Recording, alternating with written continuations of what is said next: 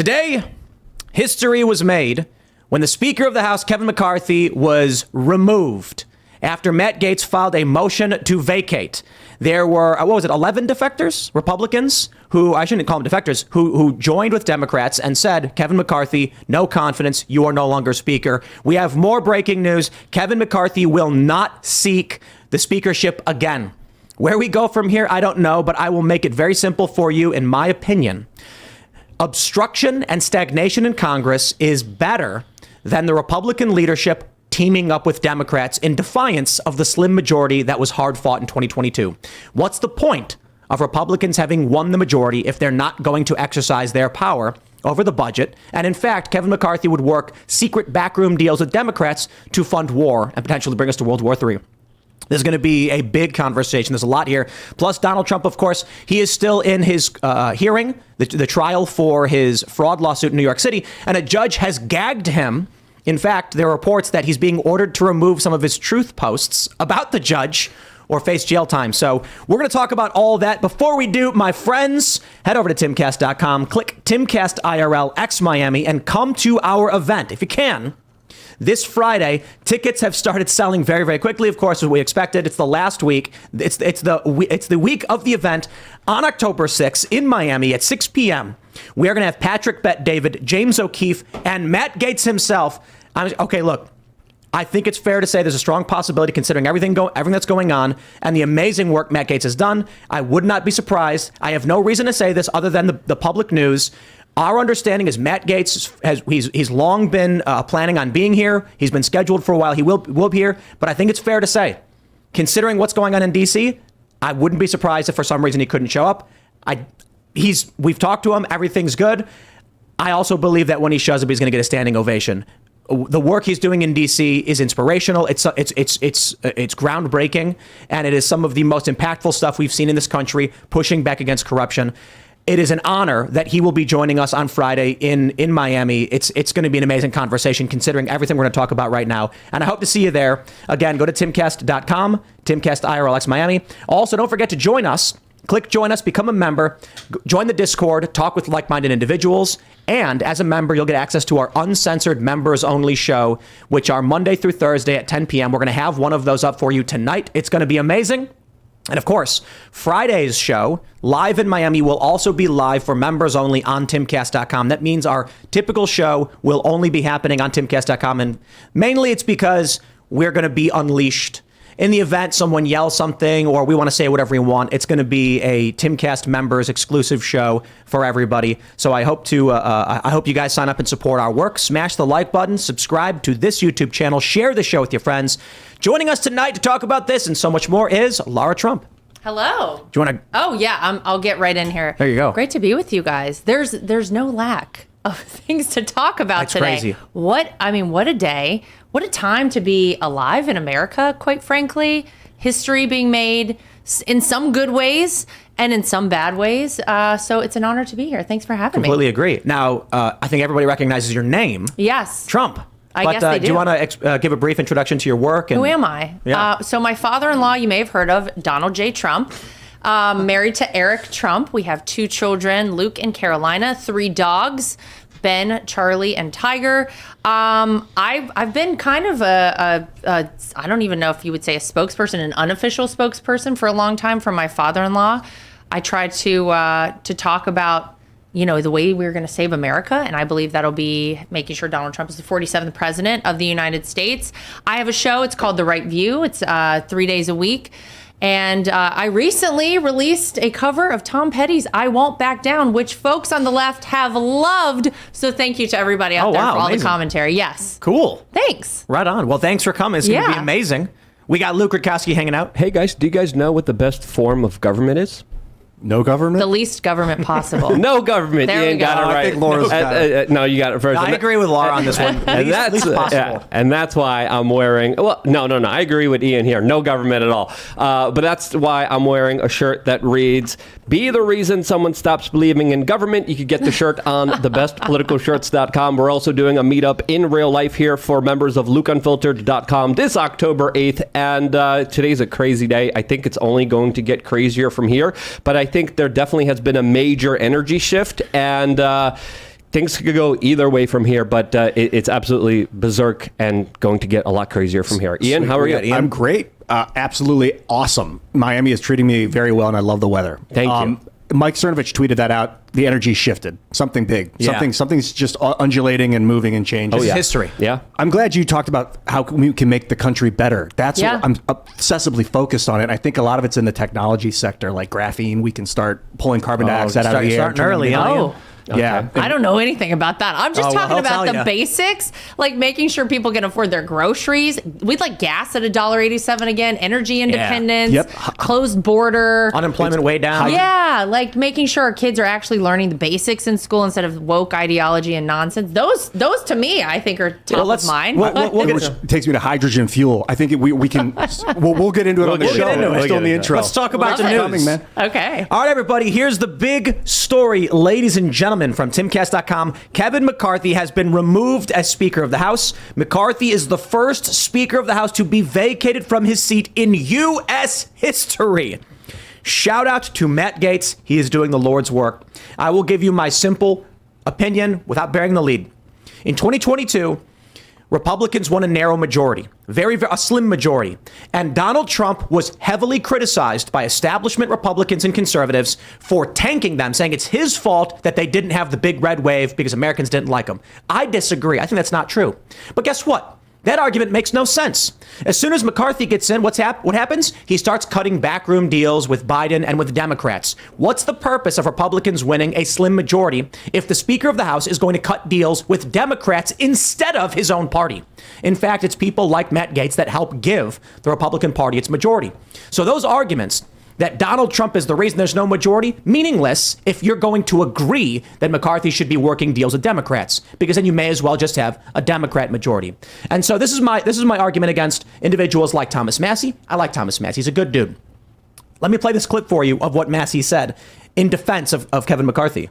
This is a referendum on this institution. We have tried regular order. Speaker McCarthy has tried regular order. If regular order fails today, if you vacate the Speaker, nobody is going to try it again. Gentleman's time has expired. This institution will fail. I ain't crying about it. Certainly not. And my understanding is, I've seen reports Lauren Boebert supported McCarthy, as did Marjorie Taylor Greene. I respect these individuals. I appreciate the work they do in Congress, but I'm with Matt Gaetz on this one. You got to keep in mind, you're not necessarily supporting the man, you're supporting the office and the function of the office. And maybe what Thomas is saying is that if Kevin McCarthy's voted out, that we won't have a speaker now, and we just won't have one. And like Kevin said, I'm not doing it. I'm done. Other people, who can you even think of that could do it or would do it? Trump. This guy, Thomas Massie. A lot of people like that idea. Troy Nails tweeted that he nominates Donald Trump to be Speaker. Seconded. I'm just some guy on the internet, though. I hope Matt Gaetz seconds it. It doesn't have to be a Congress member. It could be anyone. So anyone can do I it. think That's true. let's throw Donald Duck there. Donald Duck. Let's throw some mystical characters. the old Let's throw Donald Duck. Let's appoint a dog as the first Speaker of the House, and I think the dog probably would do a way better job than all the other Speaker of the Houses before them. When the leadership in Congress meets with lobbyists and corporate power in secret to negotiate deals on what's going to be in the federal spending bill, and then brings out a 5,000-page omnibus and tells every member of Congress, just sign it. Otherwise, you're blocking the troops. Otherwise, veterans aren't getting their benefits. That's blackmail. That is extortion. You are staring down these good people in Congress, people like Matt Gaetz, who are saying, when he came on the show last week, he said, we want to make sure that we get a bill to make sure, disabled veterans are getting, the VA benefits are coming out. We don't want them to miss these payments, right? So this is what they do. They come to a member of Congress and threaten the vulnerable and the people who have served this country and others and the elderly to force you into funding Lockheed Martin and other big military industrial complex corporations. How is that an institution we care about? Matt Gaetz had a simple proposal.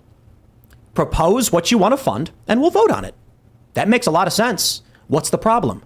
The problem is they know that if they present a bill to fund, say, Lockheed Martin, to fund war, it's going to be debated, and it's going to get stonewalled. There's going to be delays. There's going to be fights, because that's the thing American people actually want to fight about. Mm-hmm. But they know if they go to you and say, your kids won't get food, the poor people won't get benefits, veterans won't get paid, Then what happens? A guy in a wheelchair shows up to your office and says, why is my pay getting cut off? You're obstructing the government. And you try to tell them, we don't want that for you. We're trying to get that funding. And then Kevin McCarthy actually says, when they're moving to remove him, when Matt Gaetz files, hey, if you're trying to remove a guy who kept the government open and got the troops paid, we're in a bad place. It is blackmail for the lobbyists and the multinational corporations. Matt Gaetz did a good thing here. I feel like the American people probably learned a lot today, too, because oftentimes these things, these omnibus bills, they just get passed, like you said, Tim, and people don't really understand. All they know is that the national debt is going up, that we're sending money overseas, that things are tougher here for the American people. So maybe they learned a little bit today, and maybe people can actually start to talk about these things. You're right. It shouldn't just be everyone is forced into this. We should have a robust debate about it. We should be talking about what is actually being spent here and on what. And, I do. I think overall this is a positive thing. I feel bad a little bit for Kevin McCarthy, though. He has had a rough go. Man, it was tough for him to get elected in there. I'm sure today wasn't a great day for him. I generally think he's a nice guy, but this was probably a necessity. We were talking about leadership the other day and how there's a lot of stories throughout history of people who don't want to be the executive, like George Washington. No, I don't want to do it. I'm like, well, someone's got to do it. And he's like, I don't want to. Okay, fine, I guess I'll do it. And Cincinnatus, I think his name was, I think that was it Rome? They had an emergency, said, we need someone to take executive authority. He said, I don't want to do it. And they were like, you have to. He took power. He resolved the emergency and then went right back to farming. And we respect that tremendously. Kevin McCarthy should have recognized this immediately when there was the fight over the speakership, that either he was going to have to negotiate and abide by the terms of his negotiations, or he should not do it at all. And he agreed to terms with, 21 members of Congress who were saying, we want to negotiate these specific terms. Otherwise, we won't support you. One of those terms, my understanding, was not to cut backroom deals with Democrats. If Kevin McCarthy wants to go back on his word and his word is meaningless, then I don't think he's a good guy. And he should have said immediately, guys, it will be impossible for me to do this deal with you. I'm not going to be speaker. And this never would have happened. As you're talking about all these people who are like, I don't want to be in this position. I'm not the right one. I actually feel like if you go back and look at my father-in-law, for years ago, we're talking like the 80s, the Oprah interviews, the 90s. He said for so long, I don't want to do it. But if there ever came a time where things got so bad, I felt like I had no other choice, I would run for president. And amazing to see that he did it, what he did while he was president, the way they fought against him, what is happening now, all of it. But as you were saying that's the only person that came to my mind, because to see what he's given up and the hell he's gone through, man. What is his net worth dropped? I don't know how much, but significant. Especially with the judge attacking Mar-a-Lago, which is really weird for a New York judge to be like, it's worthless. And it's like, okay, well, I think Trump is one of the rare politicians whose net worth has declined by joining public office, where typically you see Dianne Feinstein being worth, $150 million after being in Congress, and the Pelosi's are worth $200 million. So, I'll give you my personal view is, yeah, there's a big difference between George Washington and Donald Trump. A little bit. Right. Just a scotch. But we've seen all the interviews of Trump being asked since the 80s. Yeah. And we even had that, who was it? It was Trump was on a talk show with, I can't remember who it was. It was one of those morning shows, and who was it? They were like, you got to run, Donald. It wasn't the Oprah interview. There was another one, and he was like, well, I don't know about that. Probably Morning Joe, because they Roseanne. used to be... Oh, was it Roseanne? Yeah. Yes. Roseanne was encouraging him. Oh, well, she's still a fan. He's been encouraged a lot, and he would always say no. But back to the main story, I think we have this tweet pulled up. I think it's actually the second... Did I pull this up? Congressman Troy Nails... He's a good dude. We've had him on the show several times. Says Kevin McCarthy will not be running again as Speaker. I nominate Donald J. Trump for Speaker of the House. Please. Matt Gaetz did this the first time around. Second it. And, I don't see the excuse for any member of Congress to not go for bold changes in D.C. The concern is if someone nominates Oprah and then they win. Because it's a popularity contest. Well, all the Democrats are like, we need somebody famous to get everyone to say yes to it. I get that, but Republicans aren't going to play that game. Yeah. And if Republicans have the majority and can win if they just agree, how about the former Republican president? Well, does it only take 8 Republicans to side with the Democrats to push someone in? or 9 or something. I think it's five or 6. I think even. I think it's not 5 or 6. I think it might be 11. It's what is it? Well, I don't know. I guess my follow-up Might be question less is, than that. It might be 6. if Trump were to take it, would he still be able to run for president as the Speaker of the House, or is that a conflict? That of I interest? don't know. It's a good question. I don't see why not. Because he's not a member of Congress, he would just be Speaker. That'd be really interesting. And even if he were a member of Congress, he could still run for president. I know it's just not reality, but people were talking about a few years ago, like Steve Bannon was saying, nominate Trump for Speaker, vote him in as Speaker, and then when you impeach Biden and convict Biden and Kamala, Trump becomes president. What are the qualifications for the Speaker? Like, what are the main things you need from that person? What do you mean? Like charisma? Do you need intelligence? Do you need those are probably with favorable, yeah. connections in business in the industry, or is that actually a bad thing? So how do you want these people? Do you want them to be like? I would say their qualifications, the requirements, not necessarily qualifications, because that implies like a procedural thing, but the characteristics we're looking for in any leader is going to be integrity, honesty, transparency to the best of their abilities. I understand we have security issues. Something completely lacking in Congress that no one, very few people have in there. Matt Gaetz. But I think someone that doesn't roll over on their back and let the Democrats have their way with them. I think that's the first thing. I think anyone that's not a rhino, anyone that's not a neoconservative, anyone who doesn't want to perpetuate the larger proxy war in Ukraine right now, I think this is a larger kind of referendum against Congress failing the American people. Throughout many years now, they never represented the will of what people actually wanted. There was never a public referendum on if we should start a proxy war in Ukraine. There was never a referendum on the debt ceiling. Kevin McCarthy, another thing he did, he made it that the Biden administration could print and borrow as much money as they want until 2025. Right now, just a few days ago, the debt went up $275 billion in just one day. It is set to increase to almost $1 trillion in just 1 month. It just hit $33 trillion. America is being destroyed by a lot of the corporate influences that have hijacked Congress. And this is a referendum saying, we had enough. Stop it. Let me pull this up. We have this from Gallup right here. In 2020, is this 2022? 2023, I'm sorry, September 1st, 2023, the approval rating for Congress is at 17%. Look at that, right after 9/11. I know. I was trying to figure out what that was. I know. Look at that. False flags are terrifying. 17%. And my question is, to Thomas Massey, legitimate, I am not being a dick. I'm genuinely asking, for what reason do we want to preserve the current iteration of an institution that has 82% disapproval? Not only does it defy any democratic standard, but even if we want to operate on a supermajority principle or just say it should be representative and not direct democracy, I think it's fair to say when 82% of people are like, we don't like what you're doing, it's time to change this system. Yeah, it's a simple choice, deadlock, or allow the government to steal your money and then finance it and give it to Ukrainian oligarchs that, of course, will be using it for their own purposes. What do you want? I prefer the deadlock. So it's not even about Ukraine. I mean, I know that's a big talking point right now, but let's just talk about the problems this country has faced that the left has been screaming about, that we've been talking about. How many years did we get the Flint water crisis as big news with Democrats saying we got to fix these pipes? You know what I say? My answer is deal. We stop funding war in foreign countries, be it Afghanistan, Syria, whatever. And I say we divert that money to the pipes in Newark, in Pittsburgh, in Flint. And you know what? Then, because it doesn't cost that much money to fix the pipes, we launch a commission to start going and hiring contractors to fix pipes everywhere. Better yet, we can build bridges, fix our roads. We can hire American construction workers. Hey, maybe we can build a bollard fence down on the southern border with the money that we're spending overseas. Out of graphene. I like how you're thinking. Out of graphene. You know what, Ian? Deal. I tell you this, Ian, we have a deal. We stop funding the war in Ukraine, Afghanistan, Syria, all of these foreign excursions that have done nothing for the American people.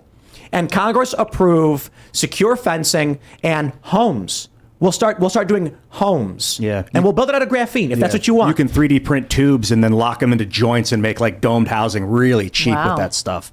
They actually, what was it, geodesic domes you talked about? Yeah. They inflate a big bag. And then they put wire around it and cement it and then deflate the bag and it creates like a dome house. That's smart. Look at that. Part of the reason why I'm going a little hand heavy on it right now is because at Rice University, they figured out how to create hydrogen fuel and every kilogram of fuel they're making out of like waste, they'll hit it with lasers and make it. It produces a byproduct of graphene, of $4.50 worth of graphene for every kilogram. So we're trying to find a use for that. So we actually make it. Before this, you had to spend money to get hydrogen. Now you're making money because you're getting a product and then you can make electronics out of it, or you can burn it. And I will grab that particularly esoteric concept and bring it back to this. If Congress came out with a bill that said we will take new fuel byproducts to produce products here in this country and create American jobs, their approval rating would be higher. If Kevin McCarthy came out banging and screaming about the need to fund graphene, their approval rating would be higher. Ian, there's a bunch of comments right now with people talking about you laying down pipes. I'm not going to get into that one. But you guys are talking about some very interesting concepts about what you guys want Congress to do. I don't want them to do anything. Stop taking my money. Stop trying to fix problems. Leave people alone. Let the free market fix whatever problems are occurred that usually are occurred by the government. So I think if the government steps away from our life, stops intervening, stops taxing, stops regulating, stops saying you could do this, but you can't do this, stops favoring the multinational corporations and the banking elite, then I think life would be better for everyone. And I think if they just took a step back, allowed the free market to be a free market, everything would be way better than it is right now. Agreed. Yeah. And the starting point is not that we just overnight say we no longer have any spending at all. I think realistically, there's so much we don't see in terms of federal spending that we would like and would need at least to get to a point where we can get away from this kind of thing. But the obvious and immediate is veteran benefits. Oh gosh. Yeah, I don't think anyone in their right mind is going to be like, let's just cut the government off. Like when we were talking about, the government's shutting down. Matt Gaetz is like, no, it means veterans aren't going to get paid. Like that's not a good thing. And we're like, right. We're kind of just goofing off. Fair point. But he did say one of the first things we get through if we're not going to fund the government is making sure that our veterans get paid. I do not like the idea that whether you like the wars or the foreign policy or not, I don't like the idea that anybody who served in my name would be left high and dry without benefits. I would gladly pay if that was the case. So when we talk about we don't want the government spending our money, I completely agree with Luke as it pertains to their corporate buddies revolving door policies. And then as it pertains to the good men and women in uniform who served us and our nation, whether or not our leaders have led them astray, I think these people deserve more money. I think a lot more money. Part of why there's been so much pushback against what Matt's doing and to destroy the omnibus spending package concept is that it's literally, and I'm using the word correctly here, completely and totally impossible for the 430 people in Congress or however many to read all those bills. They don't have enough time. Oh God, no. So we're going to have to change the way that our republic functions and let the people read the bills decentralized. No. They should not be spending that much money. So there are priorities. When, like Matt Gaetz said, they come to me and say, we've got to fund the military, we've got to fund veterans. Like, easy. Get the bill. It's approved. Like we all agree it's done. There's no question. There's no obstruction. Every member of Congress says yes to that. But then they want to fund the Department of Education. Now there's a debate. The issue is 435, or how many is it? 430? Was it 435? I don't know. That members of Congress, if they can't read that many bills, should not be voting on them and spending the money. Or we should have more members of Congress. Because I think I disagree. Oh my God, we used to have one for every 70,000 people. Now we have one for every 900,000 and humans. that's true. And they can't functionally. Well, they don't function. I want people to represent themselves, honestly. And I'm kind of tired of representative thing. I understand the stopgap if you don't want the mob to go crazy, but people have the ability to govern themselves. And I think we should use modern technology to do it. I disagree. I agree on technology and modern technology, but I don't think you want people who look. My view is this. We certainly want decentralized power. I like the idea of representatives. I don't like the idea of how they've been basically exploiting and lying to us. But the issue is, if you are a tradesman, if you're a teacher or a nurse, you don't follow politics all day, every day. And that means someone whose job it is to provide a service outside of politics needs to be able to trust you, to go to you and say, hey, man, I trust you to do what's right. You're a good person. I give you my vote. And that person takes up their whole time and energy focusing on policy issues and making the country work. I'm fine with that. The problem is, for too long, corrupt individuals have been like, these suckers actually believed me. and they're ripping everybody off and they're lying about it. It's too easy to bribe because there's so few of them. But Ian, the Pakistani gender studies are not going to fund themselves, okay? Who's going to fund the Sri Lankan speedboats? Who's going to fund all these other programs that, of course, are absolutely pointless and steal your money for no reason at all? Who's going to do it, Ian? Okay. I like the America First idea, like you're proposing. Honestly, like there's so much that this country needs. There's so much we could do, so much good here that could be done. I mean, shouldn't we at least focus here first before we send all this money overseas? And I think that that's a real frustration. I think that that is the good thing that came out of this. And I do agree, the 82% who are very unhappy with Congress would probably be a lot happier if they actually saw the impact of all of this exorbitant spending, but no one ever sees it. You go into like LaGuardia Airport. I remember I used to fly into LaGuardia if it was raining. There would be like trash cans there to catch the rainwater. And I was like, God, this is what some people see when they first arrive in the United States of America. This is the first impression. We are supposed to be the leader of the free world and the superpower, and yet this is how our country is functioning right now. Look at something as something different. I think Donald Trump actually exemplifies the problem of government in a unique way outside of just outside of the fact that they just strapped weights to him, falsely accused him of tons of things, they're trying to persecute him, prosecute him. I think you look at someone who built this empire, knows how to run multiple companies, creates multiple brands. The left tries to argue, but look at all his bankruptcies. It's the stupidest argument ever. 500 plus companies and a handful of bankruptcies. And bankruptcies don't mean failure. It means you're literally preserving the business. But you take someone like that, he becomes president, still gets things done despite what's going on, and the challenges he still faced show. When you go to the government and say, hey, we need to put up, say, like suicide nets on the Golden Gate Bridge, $500 million later, it gets done. You go to the private sector and they compete over it, and $10 million later, it gets done. I guess, what was the old saying when in 2016? Under budget and had a schedule. Yeah, well, that was him. That's how he operated as a businessman. And I actually think that when he became president, he believed he could get so much accomplished, and he thought, well, gosh, if I just run things like I did a business, then it will say, I mean, he would talk about Lockheed Martin. He renegotiated for the new Air Force Ones, which, by the way, will start flying in 2025, just in time for him to arrive on them as 47th president. But he actually tried to save money. He tried to do all these things. He went to South Korea and he said, why is it that we're funding all of this stuff over here for you guys? You can fund it yourself. We're going to stop sending a bunch of money over here to you. You could fund some of your own stuff. He saved the country, I mean, unknown amounts of money that no one ever talks about. And it made zero difference. No one talked about it. No one cared about it. And I think it's insane that you can have someone with the ability like he had, and yet this government is in such a mess that it really made almost no difference. Well, to be fair, he did also spend a lot of money, and he did also increase the deficit and the debt a lot. I do think he had a lot of policies that were very favorable towards blue-collar workers. I think more favorable than any other president in our time. But the deficit was increased a lot under his presidency, and I think we're still dealing with those ramifications today because of that. I kind of see the difference of running the country and a business as like the solution to our economy isn't in money. It's not in finance. It's in the productive capability of the people. So you could print shitloads of money and build graphene factories and start producing massive hydrogen fuel and make us the wealthiest country on earth. But just printing the money, like, it doesn't take money to do that. I mean, we can print as much money as we want right now. So we just need to incentivize people to do it. We need our factories back. We need manufacturing back. We need to produce things here in this country. Do you know how hard it is to get anything really made in America for a decent amount of money? Everything is so expensive to do here. We have to change that.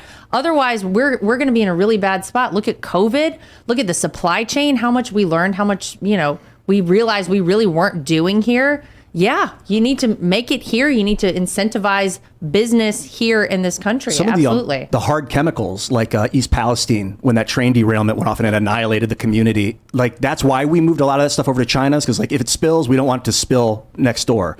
So but I do believe the risk of having the Chinese producing this stuff outweighs the risk of contamination. But I mean, contamination is devastating too. It's like a two-sided coin that obviously... You know what it is? I understand. It's these climate change policies. And so what Democrats do is they say, okay, you can't make a business that has X amount of carbon or whatever. So the companies say, okay, China it is. Mm-hmm. So when Joe Biden comes in, this is why I think they're lying I think they are full of it. Joe Biden says we're going to bring back these restrictions. Climate change is bad. Now you can't produce X amount of carbon. You have these taxes. You have these fees. But hey, we're going to remove tariffs so you can import products for free. He is outright telling businesses, send your factories to China. Yep, that's exactly right. And I mean, it's so devastating in so many different ways, I think, to our country. I mean, if you look at inflation, if you look at the job situation in this country, this is I don't want to say it's an easy fix, but it seems so obvious. And it was all set up so well. I give my father-in-law a lot of credit. The tariffs on China, the trade deals that he negotiated with China. I mean, who would have ever thought we'd have something like that, honestly? Yeah, he was the guy that actually opened my eyes to the danger of our relationship with the CCP. I knew it was like tented. I knew it was not good. Terrifying. I just didn't until he was like China, and I was like, okay, I still don't get it. But then eventually I started to realize they produce the antibiotics. If they cut off if they poison our antibiotics, like with fentanyl, one day they just decide 90% of our China is waiting right now and salivating over what they see happening in this country. The fact that Joe Biden is our president, that we seem in a weakened state, that our economy doesn't seem like it's headed in the right direction for the long term. They are ready to pounce and take over as the superpower of the world. And Donald Trump was the first to call them on it. He's been talking about China for decades. And if you go back to his 2015 speech when he announced he was running for president, he talked about China then, and people were like, he's so crazy, so unhinged about China. He was right about them. It's actually terrifying if you really think about what their long-term game plan is in China. They're ready to take over. Do you think he knew because he'd been doing business there for so long? He just knew how they function? Yes, absolutely. Big part of it. For sure. Tim, you look like you're pulling up another story. Well, yeah, Kevin McCarthy is speaking. I can't find the video right now. It's live, so I imagine. Cool. It'll be a second before it pops up on Twitter. So we'll pull that up in a second. But for the time being, let's jump to this story from our good friends over at CNN. Judge issues gag order and rebukes Trump after social media post attacking his clerk. And we also have this one from Dr. Kelly Ward. Judge is threatening real Donald Trump with jail if he doesn't remove this post from Truth Social. Well, of course, we will highlight that post so you can all know the news. Trump truthed. Schumer's girlfriend, Allison R. Greenfield, is running this case against me. How disgraceful. This case should be dismissed immediately.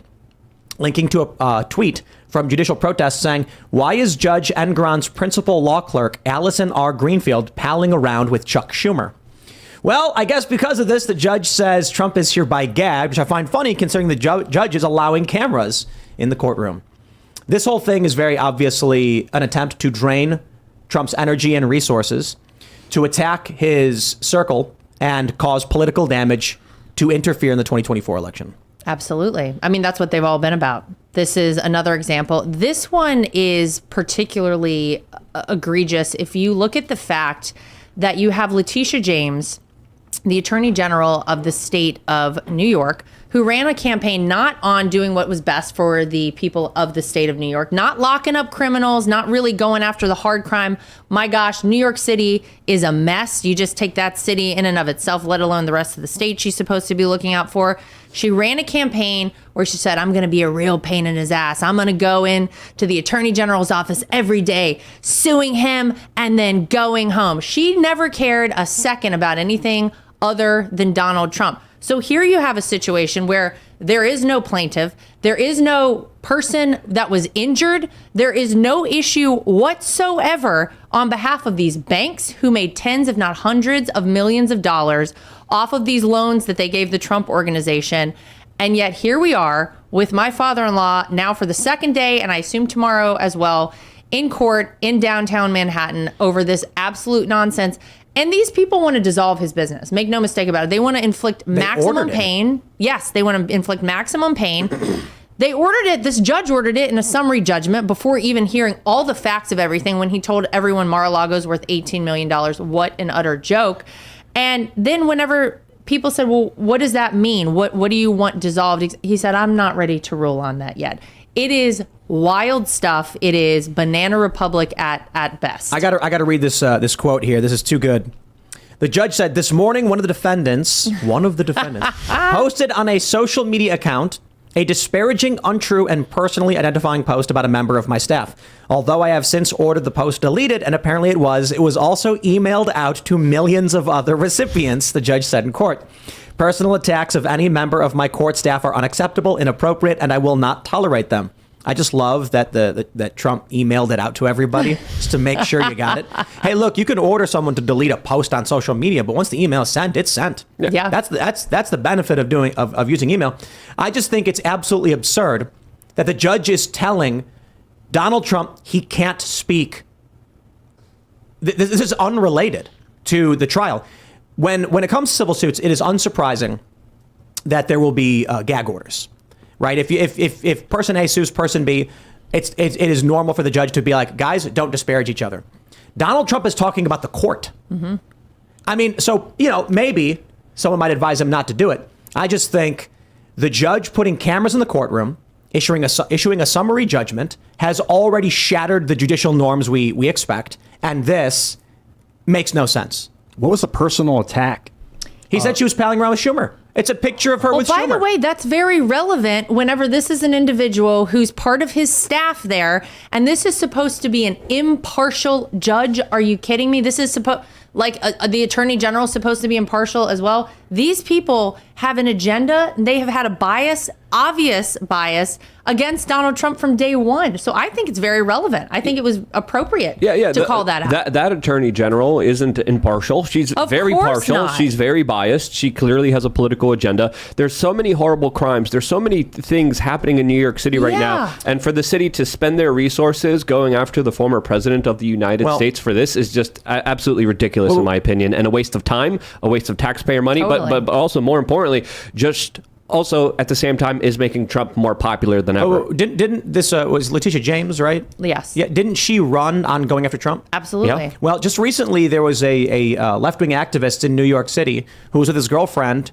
when a deranged man came up and stabbed him twice, killing him. Oh, no. On the spot. He came up to the deranged man. Let's be clear. The news will have you think that the deranged man approached him. He approached the deranged man. Yelling at him, right. Saying, hey, trying to get his attention. Then the deranged man turned on him and was like, what? Deranged guy walks past him, knocks over scooters. This guy gets up and says something to him. The guy gets in his face. The dude stands his ground. Then the deranged man stabs him, killing him. And he's still on the loose. And he's still on the loose. And I can only say one thing. Look, these are the activists that voted in, advocated for a DA who is going to go after the former president instead of dealing with the crime in their own city. I think a lot of the thing that scares me, a lot of the part that scares me about this is that some of them, yes, they're emotionally going after Donald himself, but some of them, I think the deep, dark thing, they're going after anyone that would do what he was trying to do by renationalizing our industry. Like the people they want, I think there's a global bank. I don't know, man, but all signs lead to the World Economic Forum and the New World Order. And ultimately, look. The world order is changing, and that they want to create this build back better, this weird digital technocracy. You mean no borders? You mean free flow of people all around? Do you mean a centralized, banking system? You mean you could just have it in your head and you just think it's actually terrifying. You could go down a real dark hole. You could have a tinfoil hat, but the only thing we know about a conspiracy theories is 6 months until it actually becomes true. Generally speaking. Yeah, I'm comfortable speaking this fervently about it now because of the last 2 or 3 years. The Russell Brand thing was a week. Yeah. Everyone's coordinated. They're like, it's a coordinated effort against Russell Brand. The media's like, what a kooky conspiracy theory. And then we get leaked letters from the UK government being like, we want him removed. We're concerned he can make money on your platform. And then he starts getting banned. And it's like, oh, okay, the government was doing it. As they're coordinating the hit pieces and, of course, releasing key information tidbit by tidbit by tidbit to, of course, build it up and have the maximum effect in order to try to hurt him. I think something very similar is happening with a lot of these district attorneys. A lot of them are usually financed by George and Alex Soros, who have financed them, who have bought them off, and have created policies inside of the United States where you can hurt people, you won't go to jail, you won't be in trouble. You defend yourself against individuals trying to hurt you or steal your property, you go to jail. You express political thoughts and idea, you go to jail. But you're a criminal. You could get loose, get free anytime you want because of these policies that were implemented without any kind of vote, without any kind of referendum, and all it took was secret billionaire money that financed these individuals that were a part of the larger ideology that these people are implementing, and this ideology is one that is, of course, very leftist, very similar to what happened in communism, very similar to, of course, what happens in a lot of totalitarian regimes where people are punished just for their political expressions. This is the current world that we're living in, which is absolutely terrifying and should scare the crap out of everyone, because there's no longer a justice system.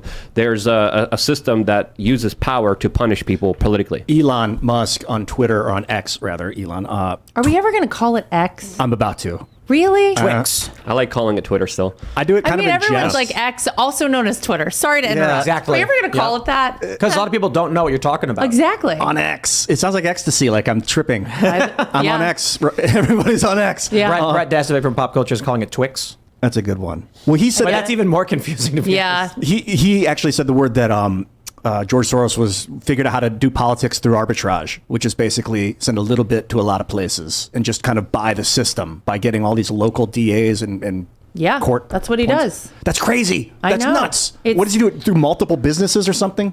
I don't know all the ins and outs of the Soros dynasty and their multi. Well, there's billions multiple of dollars they probably organizations contributed. and Yeah. multiple NGOs and multiple ways that they're just funneling a lot of their money and financing a lot of these woke leftist radicals that are in positions of power and clearly abusing those positions for their own personal benefit. But I keep saying I think we are winning. And by we, I'm referring to the anti-establishment faction, which includes post-liberals, libertarians. I always have to clarify this. You look at today, and one of the Brian Krasenstein, I think it was, just tweeted, "This is a win for Democrats, not Republicans." It was 8 Republicans who sided with Democrats to oust Kevin McCarthy. The Republicans voted to keep him in, and I'm just like, it was a win for the anti-establishment. It's obvious. We knew it was going to be Democrats voting to remove him. And Democrats are looking at it like, I think it's really funny because Democrats should have actually wanted him to stay in. He was cutting deals with them, but they can't. They're politically trapped. Yep. You look at the cultural victories. You look at Matt Gaetz's massive, historic victory today. Anti-establishment is winning. I hope so. There's a quote from Gaetz. He said something to the effect of, I'm paraphrasing. He said, based on his recent conversations with the former president, he feels like he's doing the right thing. Something to that effect. Not to say that Trump actually told him to do it, but that Matt Gaetz feels confident this is the move that has to be made.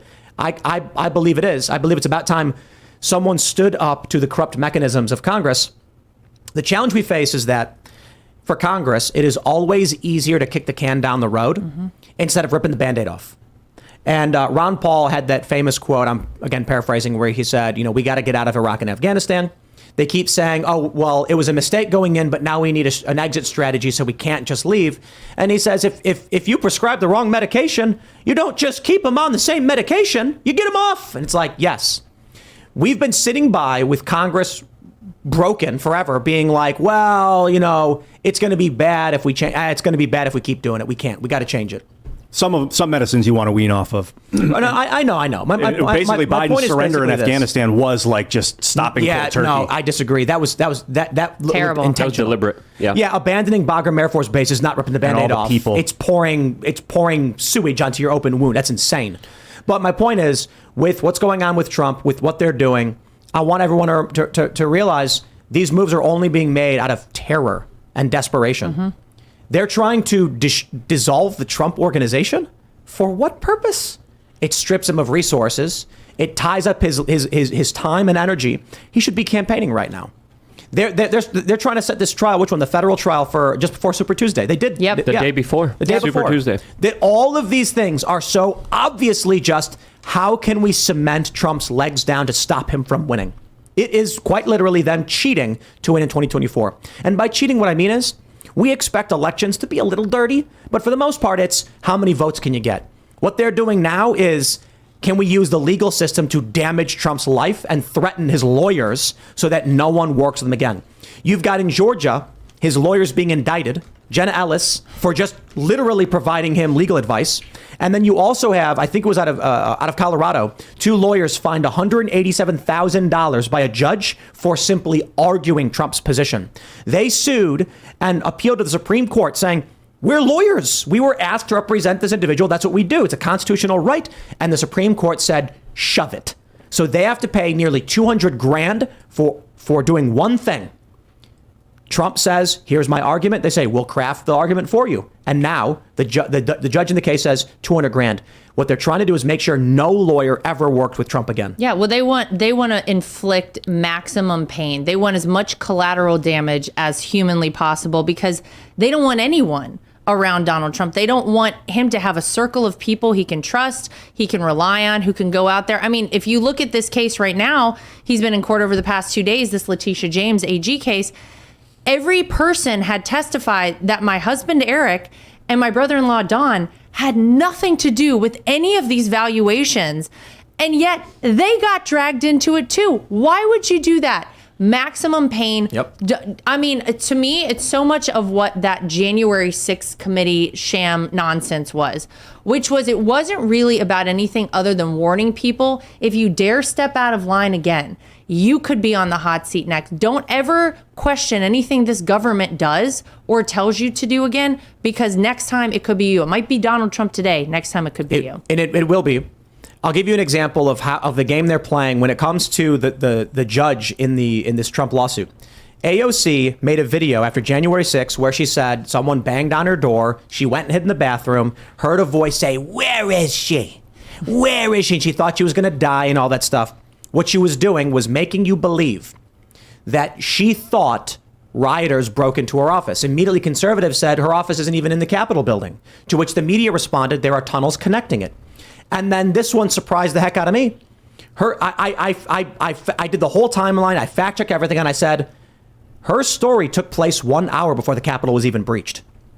She was manipulating the context of the day. Most people did not know the timeline. The only thing they knew was that on January 6th, people stormed the Capitol. So when she says on January 6th, someone banged on my door and I was scared, she is lying to you because she knows you don't understand the basic context around this day. What this judge is doing is very, very similar. He says the tax assessor says the property is only worth around 18 to 20 million at Mar-a-Lago. Trump is inflating the value of his properties. He's committing fraud.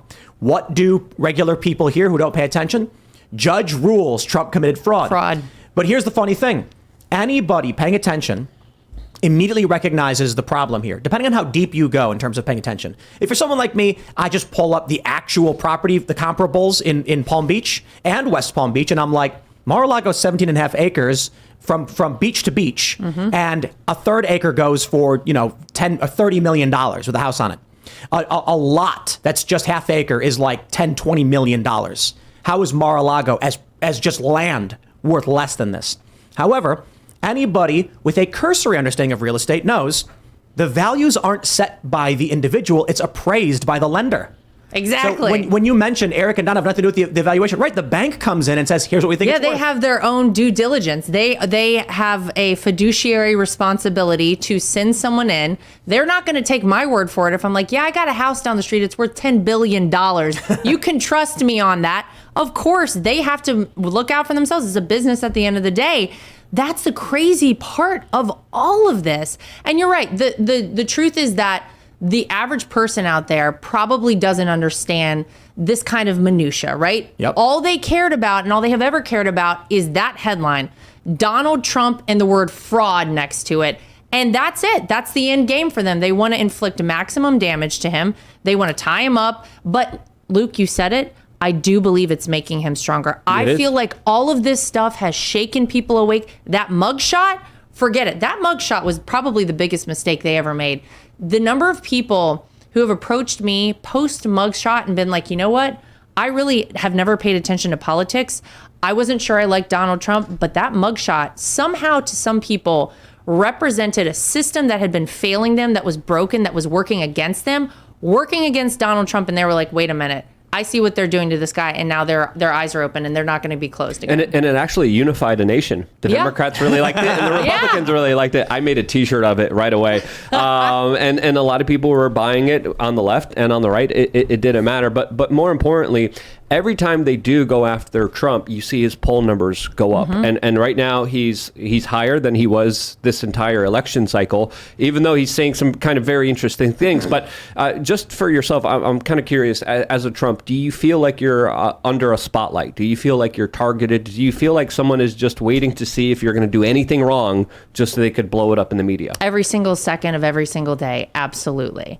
Yeah, I mean, these people are disgusting. And to be honest with you, if it weren't my family and I hadn't had firsthand experience with this sort of stuff, I would say that's really overblown. There's no way.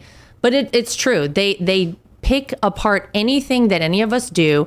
They try to attack us for it. And honestly, you really think that if any of us had, I don't know, obtained a firearm illegally and lied on a federal gun application and then thrown the gun in a garbage can next to a school, we wouldn't be locked up right now. Get the heck out of here. That's the frustrating thing, is the clear double standard that exists between someone with the last name Trump and someone with the last name Biden. Or just, smoked crack and, bought ladies of the night and, took photos of themselves doing it. I mean, there's controversy on both, sides there, but it's just absolutely crazy how far the media will go and how they will just, in many instances, make stuff up in order to try to frame you guys as really horrible people. You want a great example? I was going to ask you, what's one of the craziest ways that the media has attacked you that had no reality at all? So last year we had a hurricane come through the state. The hurricane hit the western side of the state of Florida. I live on the east coast of Florida.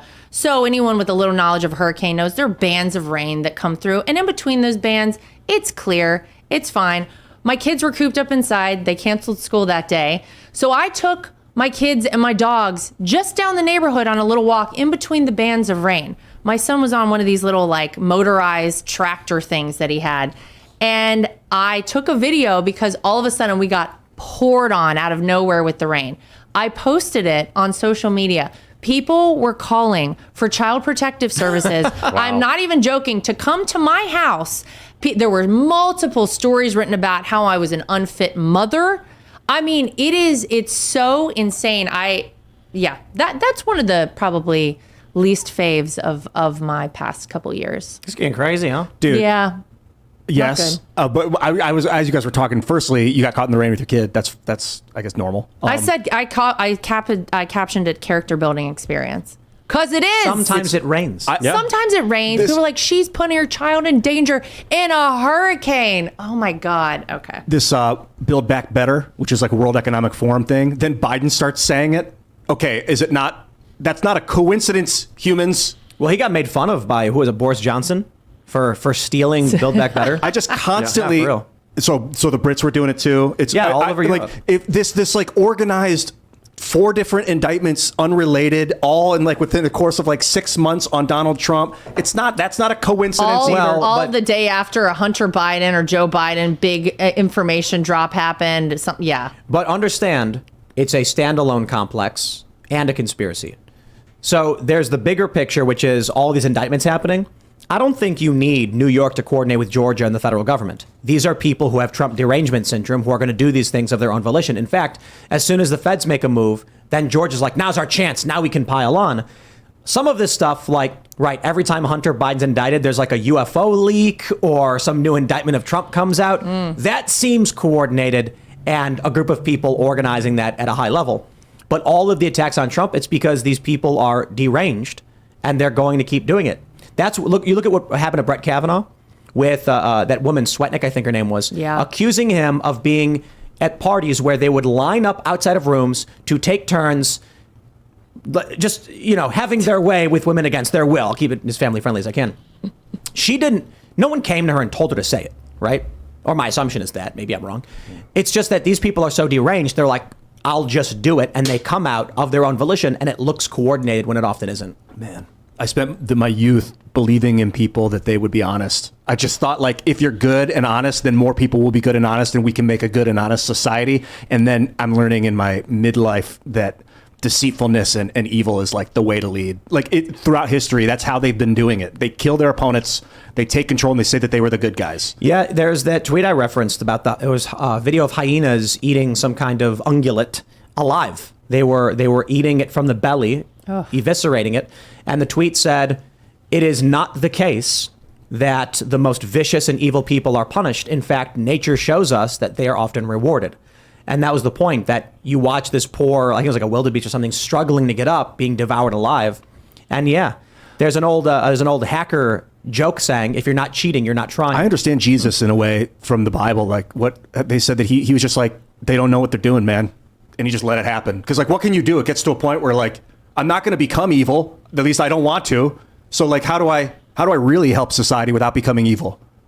Yeah. How much crazier do you think it's going to get? Because I think we're in the middle of the election cycle, but I think it's going to get crazier. I agree. What do you think is going to happen? Because we have the indictments, we have the court hearings, but they're not stopping Trump. They're making him more popular. I really do believe we're in an inroad where the system is becoming more and more desperate. How desperate do you think they will become? Well, I think they become more desperate by the day, because I think, you look at who they're running on the Democrat side, Joe Biden and apparently Kamala Harris, two of the lowest polling favorability, president, vice president in history. These two are just absolutely horrible, one worse than the other. They have a big problem on their hands. They have no bench on the Democrat side. We seem to have a little bit of a bench on the other side of the aisle.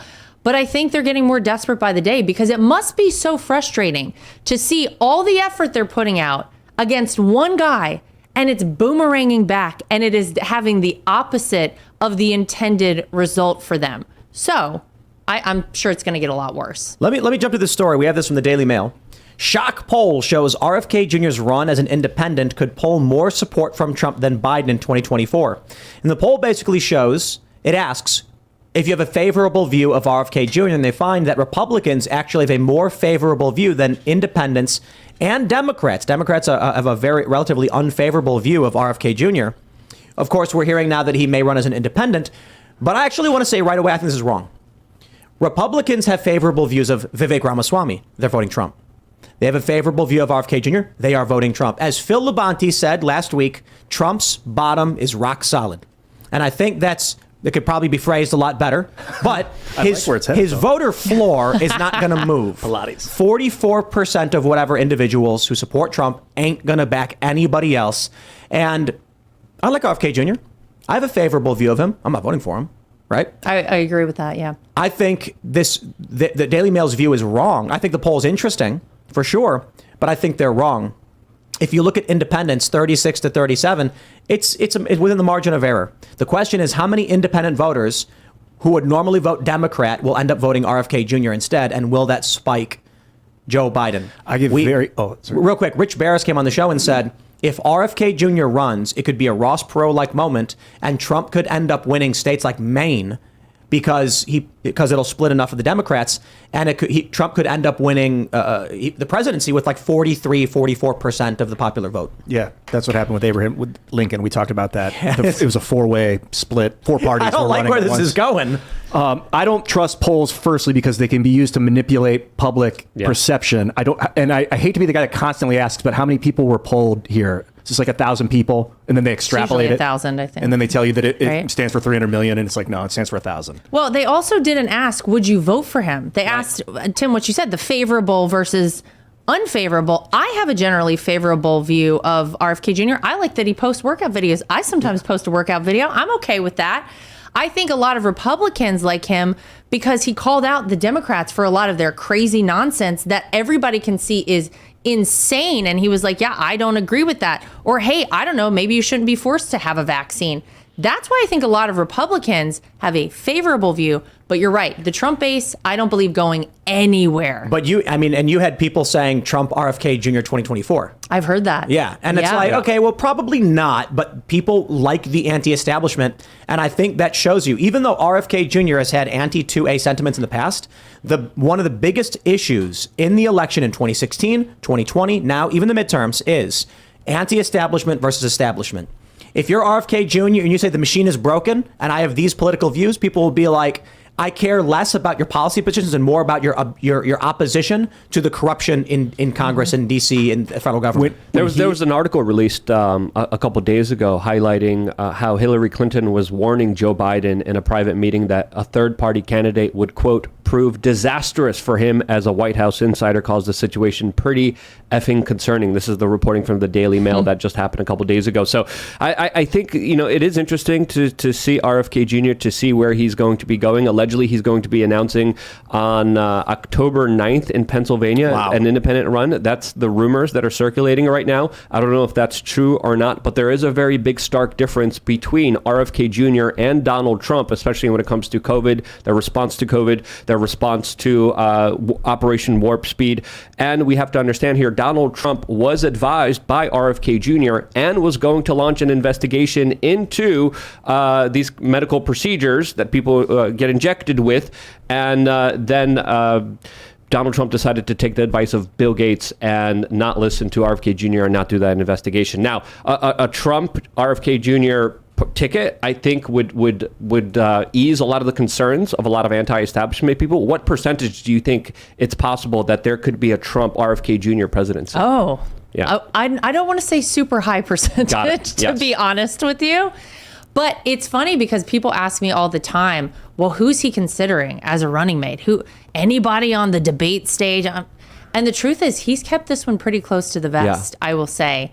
And so I don't know who he's considering, and I don't know if it would be RFK Jr. But Probably are not, there though. considerations? I'm sure there are. Yeah. Absolutely. I He's mean, considering multiple things at all times. If you're thinking about a ticket that says "screw you, establishment," I think it is a Trump RFK Jr. ticket. I can see that. And I think it would ease a lot of the fears about a new potential COVID virus coming back under his presidency if RFK Jr. was there saying, hey, I'm here as vice president. I here will stand up for the people and for people's own individual rights for their bodies to choose what they want to do with them. I agree, but I just think there's way too much political baggage for that to happen. A lot of people have entertained it, but I suppose the bigger issue is I don't know who Trump could pick as a running mate. We've said a lot of people thought it would be DeSantis for a long time, and now that's completely not happening. No. Vivek Ramaswamy, but he says he doesn't want to be VP, but he has to say that. But I don't even know if he would be the right pick. I think some people are saying Kristi Noem.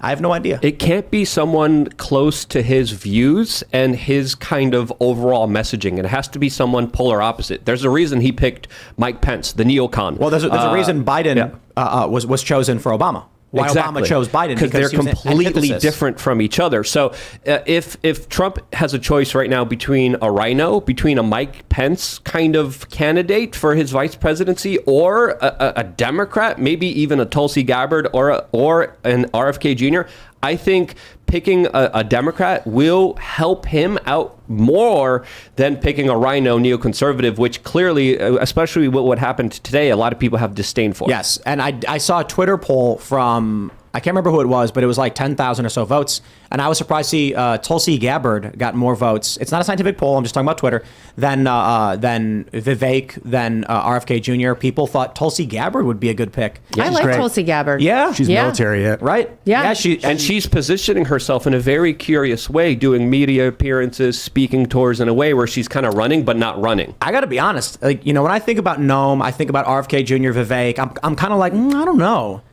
I don't think Tulsi Gabbard has, in my mind, a substantially higher percentage, but it does seem to make more sense.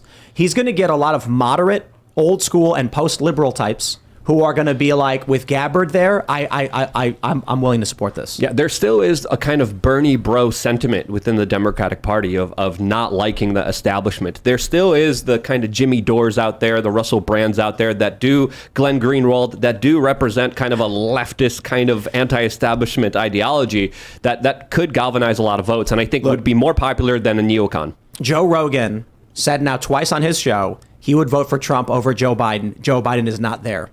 He hasn't gone as far as say, I'm going to vote for Trump. He was like, if it was Trump Biden, I'd vote for Trump over Biden. I think if you had a Trump Gabbard ticket, and again, we're just spitting in the wind here. I mean, it's all just silly nonsense. It's probably meaningless in the big picture, but just thinking about it now, I think Joe's friends with Tulsi. I think you had a Trump Gabbard ticket. Joe's going to be like, I'm voting for Trump Tulsi. I'm Trump Gabbard. Tulsi's my friend. I trust her. Yeah, I think that's big. Yeah, you need someone that's going to galvanize more people outside of his base that are going to vote for him as the VP ticket. So, but I don't even want to entertain that, right? Because it's just like, it's a silly conversation. I mean, 6 months from now, he's going to pick someone. You're like, oh. But it could be that you're just offering ideas that eventually get around to Don. And then that's true. No, I hope that there is someone here who knows him. Yeah, I'm just saying. Laura's going to go. Crazier things have happened. Tulsi Gabbard is like, that's a good idea. Because the baggage about RFK. I like your impression. I think it was like 2 days after he announced he was running it's an anti-vax, really big on a news article about him. And they hadn't said that about RFK before that. And it was right when he announced, I was like, I got to call my mom, get her before the brainwashing hits. Because once people get brainwashed, it's harder to unbrainwash them. So when you know it's coming, you tell your loved ones right away. Preemptive. And then when they see it, they're like, oh, he was right. And they're ready. Well, and that's what the media is trying to do to you.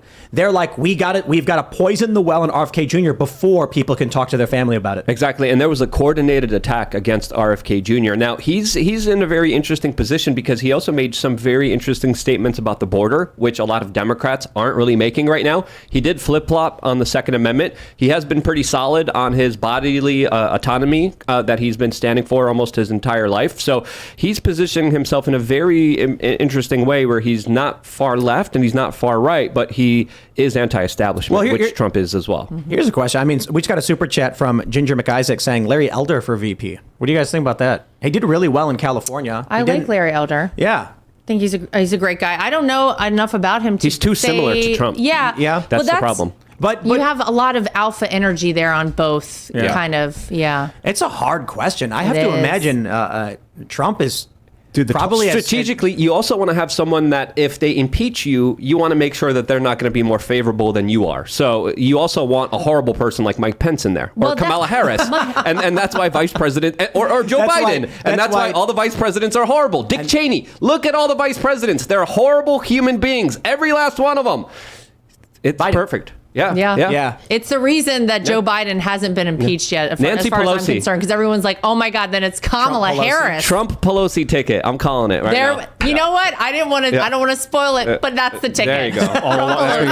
It's confirmed. Sorry. We got it. Oh my gosh. Now you were joking, but you're going to get some journalist who says, speaking on a podcast, Lara Trump 100%. confirms Pelosi is the... Absolutely. I'm liking We've reached out to Pelosi's office for comment. I think Tulsi, I hope they do. Tulsi's on the pulse. Tulsi, I like the Tulsi Trump concept because I started thinking of like a sun and moon metaphor when you were talking about that. They're so different, but complementary in a lot of ways. I said in like 2019, a similar absurd thing. I said, if Trump appointed Tulsi Gabbard as national security advisor and Andrew Yang as an economic advisor, 49 state landslide.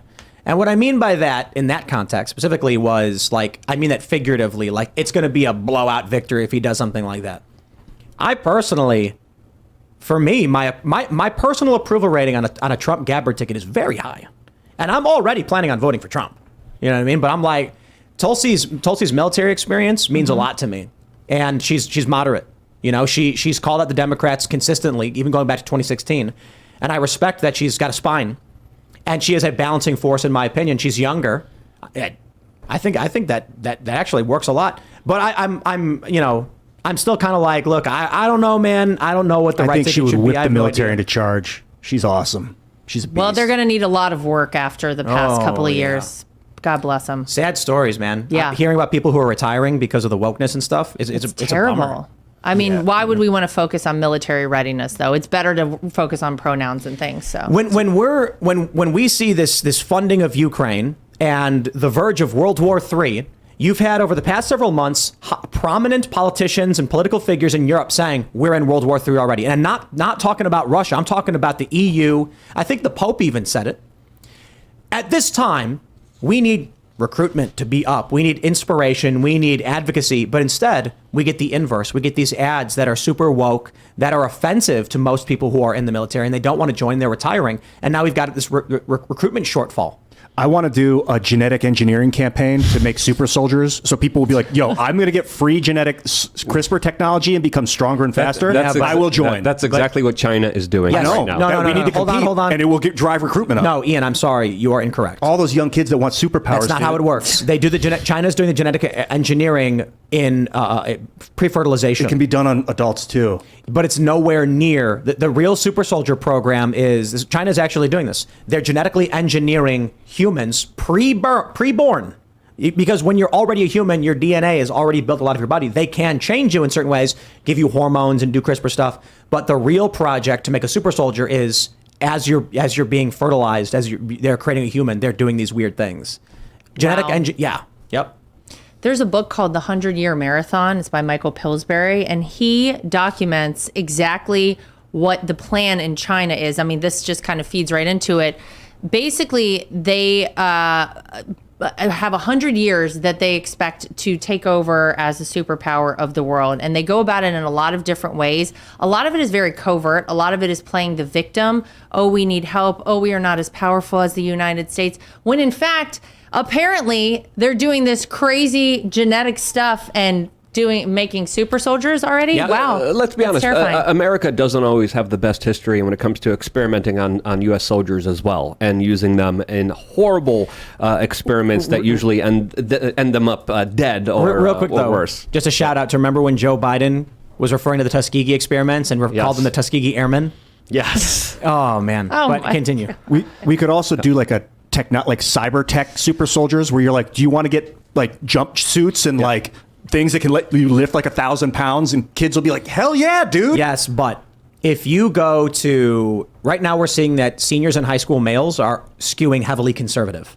You go to an 18-year-old male and say, how would you like to have a super suit like Iron Man? And they're like, that'd be really cool. All you got to do is join the military. And they're going to be like, that woke garbage? No, Yeah. not interested. We would need to create videos that would propagize it, like you Propagandize. Yeah, or I'll just shorten it to propagize because I'm the man.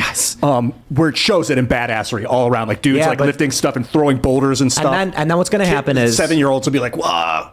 But these young males are going to be like, that's so cool. And they're going to go to their friends and be like, dude, you see that military video about those super suits? And they're going to be like, why would you want to join the military? And then they're going to insert insult about wokeness, whatever joke you want to make. And they're like, I didn't want to join. I was just saying I saw the commercial. That social pressure is going to be massive. My point is simply this. Sure, you may convince young people with super cool videos or whatever, but a lot of these young men, they're going to be like, why would you do that? They're like, what are you, a loser?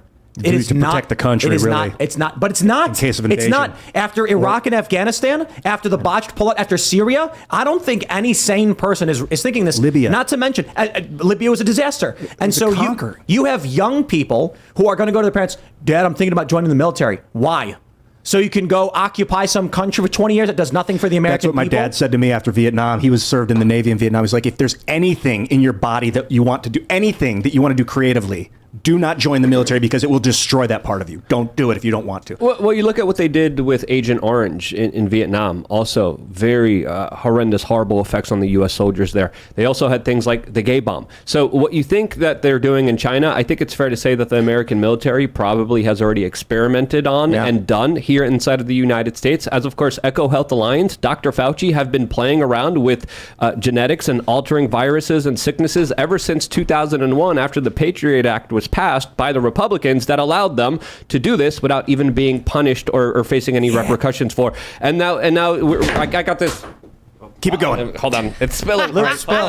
Okay, Dude, now's you my went like chance. this and then he spilled it. Okay, Luke, you're making really great points, but instead of talking about Eco Health Alliance, can we point out the men who stared at goats? Do you guys know that one? A little bit. When the U.S. government was experimenting with psychic powers, don't you want to join the military's psychic powers division? Oh my God. Because at I this actually point, had that, it's yeah. not covert anymore. We know that they're developing psychic technology. Like, we know that those things are real. So propaganda, like, make that your military recruiting There's strategy. also MK Ultra. There's also mind control. There's also a whole bunch of stuff and a lot of really inhuman psychological and physical experiments that they have been doing on a lot of human beings that are unsuspecting of a lot of these experiments that they're participating in that they have been tested on without even their knowledge. There's an article here that's pretty interesting by the South China Morning Post that's reporting how a team of Chinese scientists are behind splicing animal genes into human genes in order to lead to super soldiers who could survive nuclear fallout and be resistant to radiation. So this is something that's already happening in China, let's and pull it's this- probably let's pull this up. financed by the United States. there it is. Here's the article that Luke just mentioned. Chinese team behind extreme animal gene experiment says it may lead to super soldiers who survive nuclear fallout. Modified human embryonic stem cells showed supernatural resistance against radiation, according to a paper by Academy of Military Sciences team in Beijing. Shanghai-based scientist says study may open can of worms, particularly when funding is involved. And they show a water bear there for some reason, a tardigrade. Now, the funny thing, this was Fallout video games. This is a component of the story that the writers created for that video game. Fallout is a story where there's a nuclear war, wipes everybody out, tons of people move into vaults, and there's something called the forced evolutionary virus that attempts to make humans more resistant to radioactive fallout, so they give people the virus to alter their genes. Instead, they get sterilized and their brain capacity diminishes. I don't know about whatever this is all about, but it is funny to me when you see works of fiction in some fashion be replicated by scientists. And I think it's because people who are writing fiction are imagining what the future could be like with the technology we're developing. And these stories I'll give persist. you some fictitious future. A bunch of these guys with radiation resistance get a hold of the nuclear weapons and light the world up so that they're the ones that are left. Now you're talking about Wrath of Khan. They actually embedded tardigrade DNA into human embryonic stem cells to gain radiation resistance. This is amazing. Yes. Is that what it was, tardigrades? Yeah. Yes. I thought it was embryonic stem cells. They put it into embryonic stem cells, Wow. the tardigrade Wow. genes. And then they give it to soldiers. So and then now you're talking about Wrath of Khan, where in Star Trek, humans genetically engineered themselves to become better, and then the genetically engineered people said, we're superior to them, and so then the humans were like, we got to get rid of these super soldiers, they're really bad. Sent them in outer space, froze them basically. I think I may be getting the story wrong, but that's generally the idea. Yeah, military.com has another very interesting article that's titled "The Future U.S. Military Super Soldier May Be Closer Than We Think." So these projects, again, I was just speculating that they probably are in existence, and they are. So What year? What is this? What's the date on this one? We have it right here. I don't see a date though. Military.com's great. Yeah, there's no date on this. Though it may not look like the process that Steve Rogers went through, it may be coming within the next 30 years. That's it. And then there's a famous saying, whatever you think the U.S. military has, it's usually 30 years behind for what it already has right now. Dudes are going to be able to breathe underwater, Yep. not have to breathe. They'll be able to see super far at night. Super clear. But why do this when we already have the robot dogs with guns and those Boston Dynamics robot people? Because robots can't secure street corners, Yes, and they they can can. get shut down by EMPs. Robots can, perhaps, I wonder if they can do a Faraday shield over some of these robots.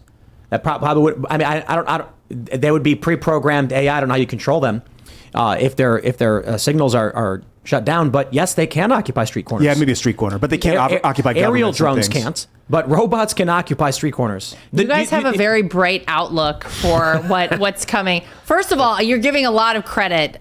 There's a movie that I'm thinking of, Idiocracy. Has anyone ever seen that? Yeah. Where You the mean the military documentary? Half of it. does an experiment where this like average Joe gets frozen for like 1,000 years or something. And when he wakes up, society has degraded in such a fashion that he is the smartest person on the planet. Society is in shambles. They don't know how to farm. They're running out of food. They have no water. It's a disaster. And their president was a WWE wrestler. Yes, exactly. And Donald Trump is in the WWE Hall of Fame. So there, my And whole point they're wearing Crocs is before Crocs became popular. true? Yes. Oh my Really? God. Yes. Yes. Wow. You look at that movie, and they were wearing Crocs. I'm before Crocs terrified popped we're off. headed down a path more likely. It's not that we're headed. No. We're here. Ballet. It's happening Welcome. now. Yes. But look, Plastics in the water supply, Yeah. the weird pharmaceuticals Yeah. that Forever 14, chemicals. 12-year-olds are getting put on. seed Adderall. oils, the man boobs. But I gotta hammer this point that Democrats sterilize their kids, abort their kids. So while they're actively and they actively argue against having kids. So while they're doing everything in their power not to have children, the right is having more kids, and they're fighting a culture war over children's education. So my point here is, if it were true that the left had unmitigated indoctrination of children, I'd say, okay, the right's in trouble. Your kids are going to get indoctrinated. But if there's a cultural battle over what's happening in these schools, and you combine the fact that Democrats are actively trying not to have kids, give it 20, 30 years, the country is back on track. And I hope so. Regarding poisoning of like fat, you called them forever chemicals. PFAs. PFAs, perfluoroalkyl stuff. They figured out how to get them out of the soil. You hit it with lasers. You convert the soil into graphene. It removes the PFCs, the perfluoroalkyls, out of the graphene. Then you put the graphene back into the soil. It fertilizes the soil, and you've removed the forever chemical. This graphene is a big deal. Yeah, it's 21st century steel. It's a big deal. It's Ian's It'll be deal. the building It's a big deal. the material Yeah. that I'm lets getting us that. lightweight build in space and on Earth. We can make clothing out of it. I'm not wearing any right now. I wear. Do you have some graphene clothing? Yeah, shirts. They're Wow. really cool in the heat, and they keep you warm in the. I'm sure they do. It's pure carbon. Best of both It's worlds. just carbon. If we could come back to the point, I think a lot of this genetic manipulation is essentially governments playing with godlike power and authority, especially when it comes to creating super soldier babies, which obviously has been happening for a very long time. Obviously, the Chinese government is doing it, but technology is really advancing at such a fast pace that it's going to outpace our ability to control it. And I think we have already reached a point where maybe even artificial intelligence could already be in charge, and we might not even know about Terminator. it. Exactly, but Yeah. but it's not even a Terminator-like society. It would be a lot slower and a lot more of human beings acquiescing to it slowly and surely. That would be a lot more beneficial for the system to kind of implement their total control on everyone. And you got to kind of ask yourself, what are they going to be using radiation-resistant super soldiers for? Mm-hmm. That's a question that I think we should be asking ourselves after looking at to these go into the articles. fallout after the bomb drops, worst case scenario. But to go what you're saying, have you guys noticed, this is anecdotally, that your map programs are malfunctioning in the last couple of weeks? Have What? any of you guys had your like Google Maps Who's or your saying Waze? I've just noticed twice in the last 2 weeks from two different drivers them telling you to go right and then make a circle and then go back and then forth. And it's like, this could be AI. What are you doing? This could be a hack. This could be this is the long war. This is the way that this is the way that Well, first of all, you all want to this- confuse people. Is anyone else reporting that these things are happening? I'm just wondering anecdotally if you guys have experienced it, because I it's happened to me haven't. 2 times I haven't. recent, and it clicked like this is what the Chinese would do to fight along, where you confuse and disorient the population. And if AI is tracking, do they turn right when we tell them to turn right when they know it's not? Then they'll know, like, okay, so it's easy to manipulate this one. Well, of course it is. You're right. Yeah. This is, I'm not saying it's happening now, but the strategy you're saying is correct. What they would do is, our enemies, whether it be China or Russia or whoever, would not disable GPS. They would not disable communications. GPS would be off by a degree. They would do things like that. Then we're less likely to notice, and then all of a sudden, our cruise missiles or whatever, hypersonics, are missing their targets. I asked people on Twitter today, and a lot of them said, yeah. It was just anecdotal. So I remember during Occupy being on the ground covering these protests, you would hear this all the time. Even conservatives started saying it in 2017, 2018, when they started going out more and being in large crowds, that, the feds are jamming our cell phones. They're shutting our phones down so we can't communicate. And I'm like, no, dude, you don't understand. They're spying on you. They want your phones to work. In fact, they deploy mobile cell units to high trafficked areas and protests to make sure your phones don't go down, because they're spying on you. Your phone went down because there's too many people here and the cell towers can't handle it. People don't understand. They think our enemies would disable GPS. No, that's ridiculous. They would spy on our GPS to track everything we do. They want us using these things. Yeah, data is the new oil, and data harvesting and getting information on people, and also getting their DNA, is something that the Chinese government has been doing in a very aggressive way. The FBI a couple years ago sent out a memo during COVID saying, hey, if you're taking a COVID test, just make sure you're disposing of the swab, since there's been Chinese government and Chinese government connected corporations taking those swabs and then data harvesting DNA from the American people in order to, of course, not just game the big pharma system, but more importantly, also just get the genetic information of the American people, which could potentially be used for genetic bioweapons, as we know are also in progress and in the works by the U.S. Pentagon. Just because I already know there's people who are going to say, Luke's a conspiracy theorist. Here's the article from NPR. China wants your data and may already have it. Well, what data are you referring to? Your DNA. That's right. As COVID's cases began to rise a year ago, Chinese company contacted several U.S. states and offered to set up testing labs. As a byproduct, the Chinese firm Beijing Genomics Institute would likely gain access to the DNA of those tested. When I tell people that China's stealing your DNA, they go, okay, you're insane. So I don't say it that way. I say, do you see that NPR article, something about a Chinese company taking COVID tests to get the DNA out of it? And that still sounds insane. But don't worry. I just show them the article and say, I don't know, man. NPR's reporting it. I have a different approach. I say China's stealing your DNA. The U.S. government already has it and is weaponizing it and probably using it against you as we speak right now. Should I not have done the 23andMe? No. That information also is being found to be sold on the black market. Everything if something is free, you are the product. So every little piece of information, they're data mining. The NSA, the U.S. government is collecting them in major servers. And it's not just your DNA. It's also the keystrokes. It's also your heart rate. It's also your biometric data that's being collected without your permission. What are you pointing at? Point at your wrists. Both of you You're are wearing- yes. you're But wearing there's two a of them? specific, but there's a specific strategy that you implement where you don't give your information off, and you're someone like, you're someone like a Ligma Johnson, right? Instead of Luke Rudkowski, this but, company now bro, just has no, Ligma hold Johnson. on. Let me pause right there. They don't care about Luke Rudkowski's vitals.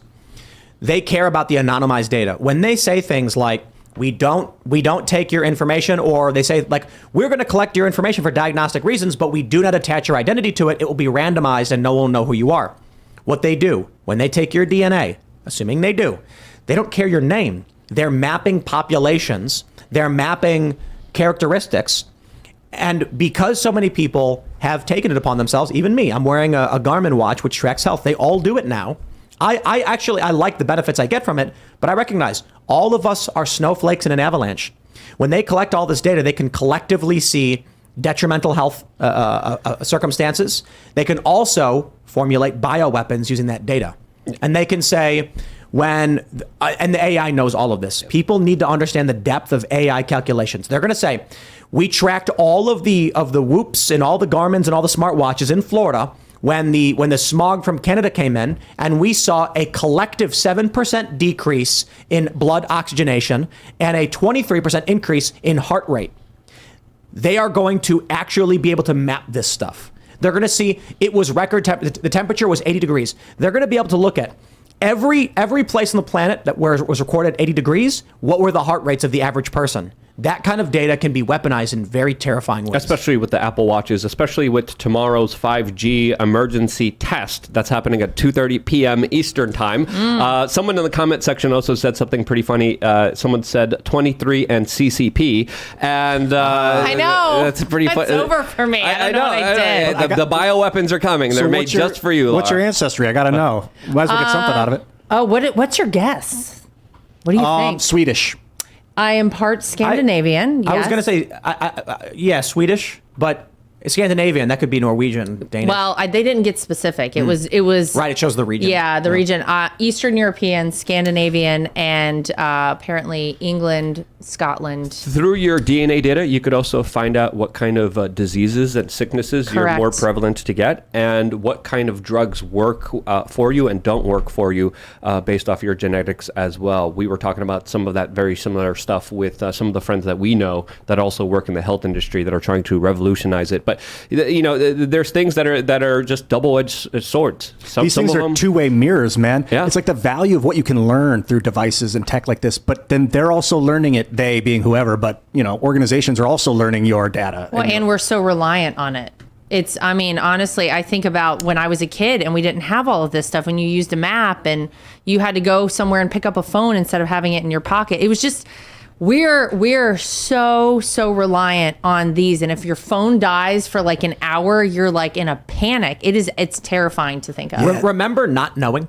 Yes. Kids today don't. They don't. Yeah, that's crazy. They never will. It took Back so in the day, long to go to you'd the ask bank. your friend, like, who is that rapper who sang Gangster's Paradise? Like, don't know. Do you know how long it took me to figure out songs when I would like recite them for people and be like, now we Try have to tape them off the radio. Yeah. I'd be like waiting to hit Now record. you can pull up the Google app and you can sing to it and it will tell you the song. Of course, yeah. So even if the lyrics are wrong. I would wait weeks to Or hear you a could song. just hold your cell phone up and find out exactly what song it is. No, but I'm saying if you get a song stuck in your head and you're like, what is that song? Yep. You can just go do do do do do do do, and then it'll pop up and tell you what it is. So crazy. So people are correcting me in the chat. It's not 2:30 p.m. It's 2:20 p.m. And there's a very interesting article from The Verge that's talking about how 23andMe already sold your rights to a drug development company that's working on a genetic database in order to, of course, provide you drugs in the future that you Well, I don't might take need. a lot of drugs, so.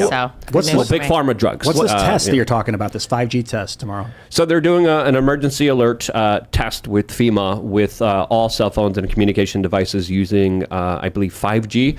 And then this has spurred a lot of people to bring out different theories of what's really happening here. I think it's a test. But after what I happened don't want to in be a Hawaii, part of it. I probably. don't want to participate in this kind of test. I will. And all the other devices. but In Luke, both of your watches. All of them. you can't take your battery out anymore. Yep, you can't. You used to. So I remember yeah. during Occupy Wall Street, after the big protests, and I got featured in magazine stuff, I could not turn my phones off. So I had an iPhone and an Android. I'd use the Android as my actual phone, and the iPhone had a better camera and streamed higher quality. iPhone's battery could not be removed. Android could. Both phones could not be turned off. If I turned them off, they would instantly turn back on. So I took the battery out of the Android, but the iPhone would instantly turn back on no matter what I did. I held on the Android 5 for so long because you could still take the battery out. I just waited till the 9, and I couldn't take it anywhere. It was so slow, it became obsolete. I'm reliant on the thing. You're talking about reliance on this tech. I don't know if this is real, but this guy, his name is Martin Peltier. He's a Canadian dude. M. Peltier, CIO on Twitter. He's got these pictures of screenshots of his Instagram, and it says people in Canada can't see this content. In response to Canadian government legislation, news content can't be viewed in Canada. I can't tell if it's real. It's Breitbart, CNN. Yeah, that's real. So people are becoming reliant on this tech, and then a government goes and cuts your artery to it, and how do you survive if they do that to you? The UK's next. This is just Instagram, but if it's your bank, if it's your talking your direction about apps, there was that article saying they want to ban Rumble in the UK over Russell Brand. Your phone, if you just all of a sudden don't have technology, don't have communication technology, it's a human rights violation. There's already stores where you walk in and they say credit only, card only, no cash, and we're talking about Neuralink and the metaverse and stuff like that, and there's all these conservatives I'll never do it, I won't do it, and I'm like, yeah, you will. I mean, no, maybe you won't, but I'm saying society will. Why? Because you're going to walk into Taco Bell and you're going to go up to the kiosk. There's no human beings. And you're going to be like, cheesy gordita crunch, cheesy gordita crunch, cheesy gordita crunch, extra sauce, and pay. And then it's going to say neural pay. And you're going to be like, where do I put my card? Where do I tap my card? And it's going to be like, we no longer accept cards. Neural pay only. And you're going to be like, it'll be like focus third eye here, and it'll show the red glow, and you'll be like... What they're implementing, they already tested and are using currently in China right now, especially with their social credit score, where people have their face scanned, and if they have the wrong political thoughts and ideas, they can't buy groceries. They can't travel on high-speed train. They can't get high-speed internet. They can't, of course, get their kids into the proper schools, and that, of course, keeps society in line and obeying governments and not questioning them, as of course many journalists, many activists have been hit with a poor social credit score. And in America, we already have a very similar system that's not really talked about. It's a corporate social credit score, as of course a lot of your data is being harvested, a lot of your data is being sold, and your thoughts and expressions are also being judged very heavily, and you just don't know about it yet, and it hasn't been fully implemented. But the databases, the systems in order to fully roll this out are there. And I think they're just going to slowly and surely get us used to these ideas and then implement it all for our safety and our well-being. And in reality, it's something that is draconian, technocratic, and meant to destroy human civilization. Jeez. Yeah, I'm tired of I'm doing this for your own good. That's when someone says that to you in a movie, or that that the character's lying if they say that to someone in a movie. So that people are trying to do this, you want to cut down my access to carbon for my own good? Have you guys seen the new Disney movie? Which one is this? this? It was Wish or something. I forgot what it's called, where it's the king has magic powers and can grant wishes, but he only grants certain wishes that he thinks will help the country. And then this young girl discovers the ability, she gets the ability to grant wishes. And then she's like, we've got to grant everyone's wish. And the king's like, someone's coming for my power. And it's just it's so obviously an attack on capitalist meritocracy. You can't just grant everyone's wishes, but the communists are like, yes, we can. Yeah, they really can. Wow. They play on your desire to free the slaves. That's what that sounds like, is a movie about freeing the slaves. Give everyone the road to perdition. But is that the right word, perdition? But in reality, giving everyone ultimate control is not, we're slaves to reality. We can't, if we all had fusion packs, one of those monkeys is going to drop it on the ground and blow everything up. So we got to be, maybe not fission packs, if we all had fission packs. So you got to limit people. This is a long conversation. All right, we're going to go to Super Chats. If you haven't already, smash that like button, subscribe to this channel, share the show if you really do like it, and head over to timcast.com, click join us, join our Discord server where you can hang out with like-minded people. They're working on music, they're working on games. There's an after show, there's a pre-show, there's an after show, and as a member, you'll get access to our members-only uncensored show, which will be up in about 28 minutes, but for now, we will read your Super Chats. We got Noah Sanders.Q saying, first, Tim, will elite and VIP members have preferred seating at the live show in Miami? I'm working on that. Ideally, yes.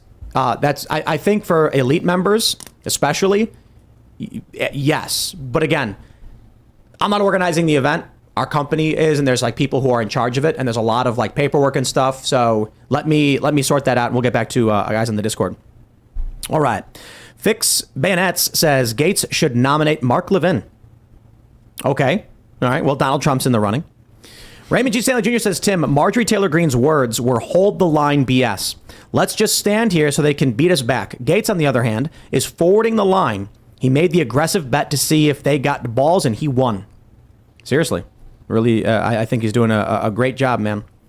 Let's see what we got. Big 7588 says police already abuse the 5150 hold. Do not use it for drug addiction. Well, what's the alternative? Right? What are we supposed to do about the violent drug addicts in San Francisco and in all throughout California that we're seeing in New York? If someone is mentally unstable, what do we do? Just lock them up? It's a tough question. I don't have a great answer, but we have to do something. You can't just, look at the result right now. Take a look around. Does it seem like things are great? We used to have mental institutions. Yeah. Now we just have people, open air drug markets, drug abuse. Philly has that, I forgot what they're calling it, where it's just like you see this open air drug market of people zombieing around. You've got Skid Row, you've got San Francisco now. It's everywhere. I think you have to get people off the streets if they're on drugs and incapable of taking care of themselves. I don't know what the answer is. Probably But that was the argument I was making earlier. That's why he's saying no to 5150s. I assume that they tried the jail thing before and it was just too inhumane. So they were like, we need better conditioned jails, institutions. And then they were like, well, that's not even humane. Yeah. But then Vivek's big on this. He's saying we need to reopen institutions, but we need to make them actually good and clean and like give them access to technology like webcams so they can talk to their families and stuff while they're there. All right, here's one for Lara. T-Rex Pet Shop asks, why did Donald Trump defend McCarthy and the establishment? That's one thing we criticize him for. Why doesn't he listen to us? Also, he's asking, do you have pets? We are an anti-woke alternative to Woke, Chewy, PetSmart, and Petco from T-Rex Pet Shop. Oh, well, I love that. I have 3 dogs. I have a Beagle, a Hound mix, and a miniature Yorkie. So, yeah, we'll check that out. Thank you. Why did he defend McCarthy? Well, I think if you look back, McCarthy has been actually an ally of my father-in-law's while he was in the White House. I don't know today what he has said about it. It sounds like he actually said that he thought what happened was rather positive and gave kudos to Matt Gaetz. So I don't know. I would have to check with him on exactly where he stands on that right now. Yeah, I think he said something. I'm not sure. I didn't see the video, but someone said that recently Trump said, I've got nothing bad to say about him. He's always been nice to me, or something to that effect. And it's like, oh, whatever. Yeah, it's always got to divide criticizing the man himself, and he seems like a pretty cool guy, with his actions in the role. He also truthed today that the Republicans shouldn't be fighting each other, but they should be fighting the radical left. Well, we got this one from Load 200 saying Matt Gaetz doesn't have the balls to run for Speaker of the House. Matt Gaetz just gave Democratic Party a win. Thanks no for nothing Gaetz. I think Matt, thanks for nothing Gaetz. I think Gaetz did the right thing. But there are a lot of people that share that sentiment. That was the no votes. So Kevin McCarthy is doing deals with Democrats in defiance of what the Republican Party actually was negotiating on. Then you don't have the Republicans don't have a majority. I think you Matt, have a Democrat. He had to do the machine. He had to become the machine for a moment. I don't think he's like happy in any way about Who this. did McCarthy? Matt Gaetz. That's not. What do you mean? He's doing what needs to be done mechanically for the situation. He knows that it's like Speaker does not comply, Speaker must go, and everyone else is like, hey, it's not a video game, it's not a math problem. There's more to it, and he's like, Speaker did not comply, Speaker must go, and it's like in some ways he's making the hard decisions. Yeah. Yep. And there's value to that. There's value to people that are able to do that, to set aside their desires and to make those hard decisions. Rivian Creek says Tulsi for Speaker. She's an independent now. Yeah, maybe. I think considering nobody wants it, a Democrat's not going to get it. Republicans might have to find an outside speaker. Like, I know the Donald Trump thing is funny, but he's running for president, so I don't think he would do it. They might need to find someone, former member of Congress, who would. It's not a bad idea. I like Dr. No better, Ron Paul. I think he would be the perfect candidate for the situation. Just bring Ron back. He always voted no on everything. All right. Brap Zach says, Tim, I'm a vet and would lose $2,000 a month. It would be tough, but worth it. Let's go, Matt Gaetz. Wow. That's right on, man. I hear you. I know not everybody in a similar position could agree with that. You know, people who need those benefits. That's why it's tough. Yeah, like what percentage of your net income or net wealth is $2,000? Because sometimes if it's only a drop in the bucket for you, it's understandable. If it's 95% of your income, then that could be a different story. But I'm with you, man. All right, we'll grab some more super chats. What do we got? Saddle effing Tramp says McCarthy is facing the consequences of his actions as Speaker. He thought once he was in, business as usual. Matt Gaetz held him accountable for once. I appreciate it, man. And then Mr. Buzzkill says, I nominate Ron Paul as sacrifice. There you go. As tribute. Yeah. What do we got?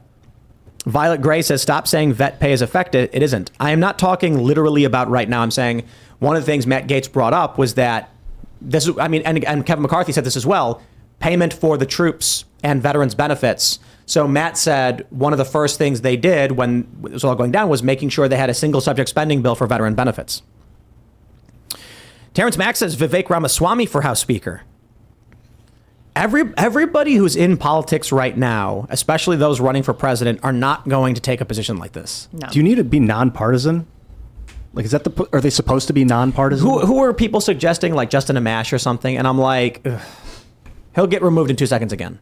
I don't think you need to be nonpartisan. I think they've all been. I mean, it's, no, I don't think so. Think Nancy Pelosi's nonpartisan? No, they haven't been nonpartisan. Yeah, I I'm know. wondering if we got one, if they like literally didn't take sides. They just kind of spoke the will of the Congress. Isn't that impossible these days? Yeah. It's definitely idealistic. tough. Sir Thinks a Lot says Ukraine has every right to self-defense. We have every interest in stopping hostile foreign powers. We aren't sending Ukraine cash. We're sending equipment that we could use in our own country. And we could be using our resources, whatever they may be, equipment or otherwise, to, I don't know, secure our southern border and worry about what Americans are worrying about. How about this? Ukraine certainly has a right to self-defense. Good luck, Ukraine. I wish you the best. How about we take those resources and, I don't know, like fix our roads, our bridges. How about, right now in West Virginia, they shut down 340 for rock slide abatement, and it's causing a major crisis. For like the locals, right? It's not like a national crisis. But now the roads around this highway are being torn up and destroyed. Why don't we invest back in our infrastructure, which is in serious trouble? Yeah, bitumen. And good luck to Ukraine, man. I wish you the best. It's unfortunate, I don't see what the argument is here. There are a lot. This is a little tangential. A lot of good technologies to make better roads, but I think the planned obsolescence is profitable for the machine that builds them. So they just keep using asphalt. I can't tell, but you could like put graphene. I mean, all right. Here we go. again. Let's wait till the after take a show. shot. It's getting hot. Wow.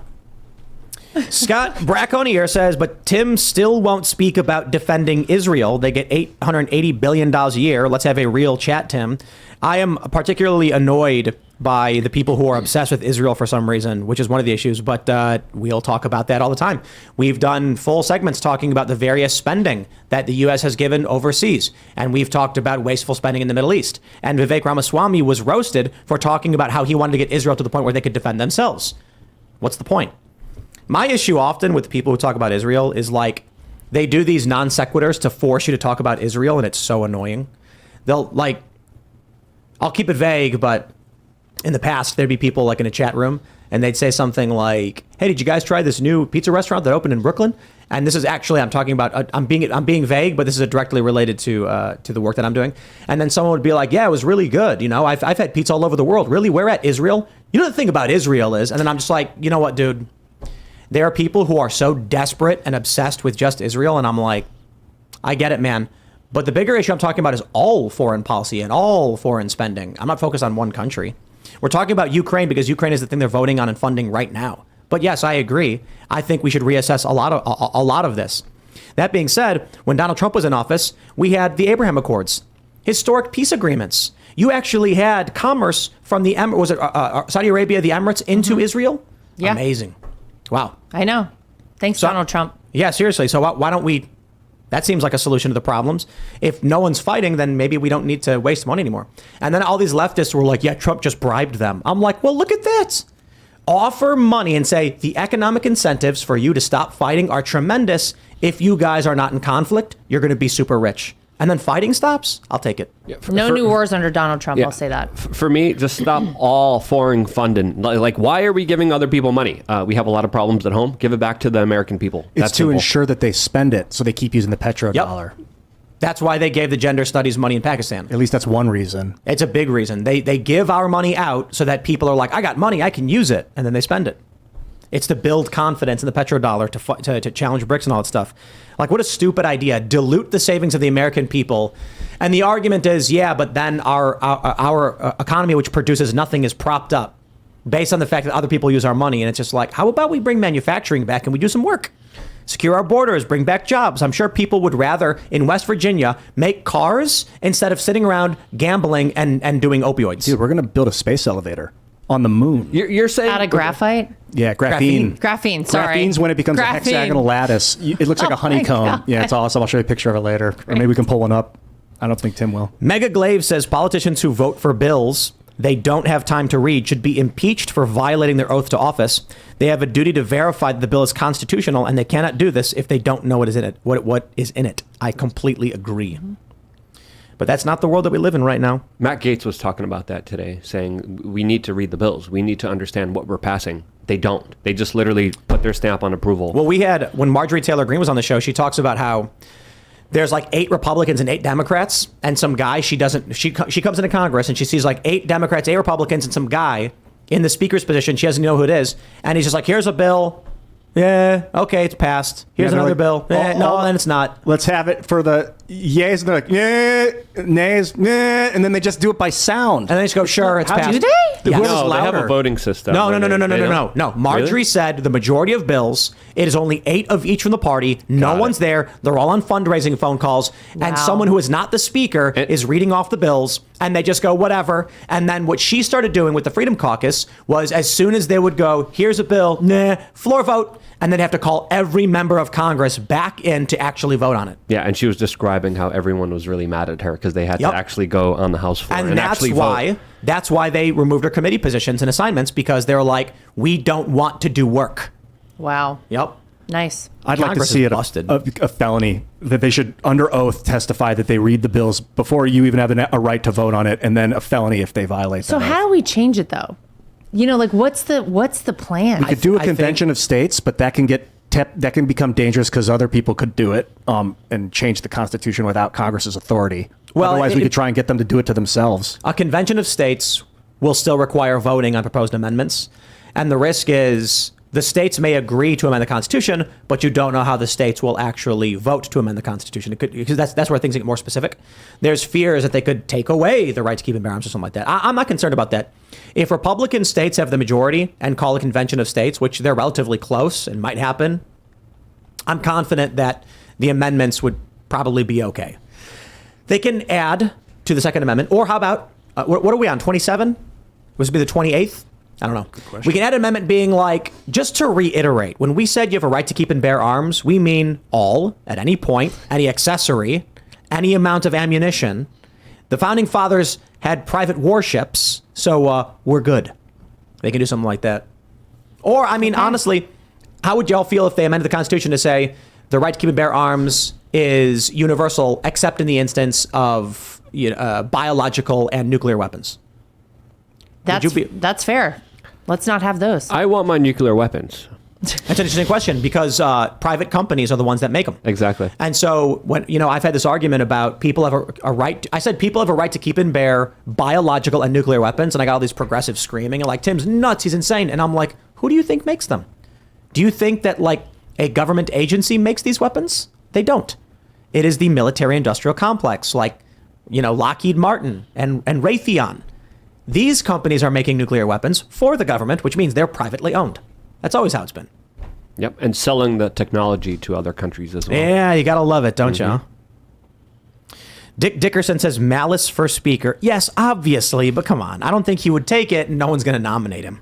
Although that would be absolutely fantastic. I think the longer we go without a speaker, the more chance of a radical populist to get put in from outside the system, like Oprah or whoever, but someone famous that'll just be like Brad Pitt. He walks in and everyone's like, if it gets to a point where people become desperate to get a House Speaker. The Life of Di says gag orders are anti-First Amendment. People are allowed to say whatever they want. Don't like it, change the Constitution. That is interesting.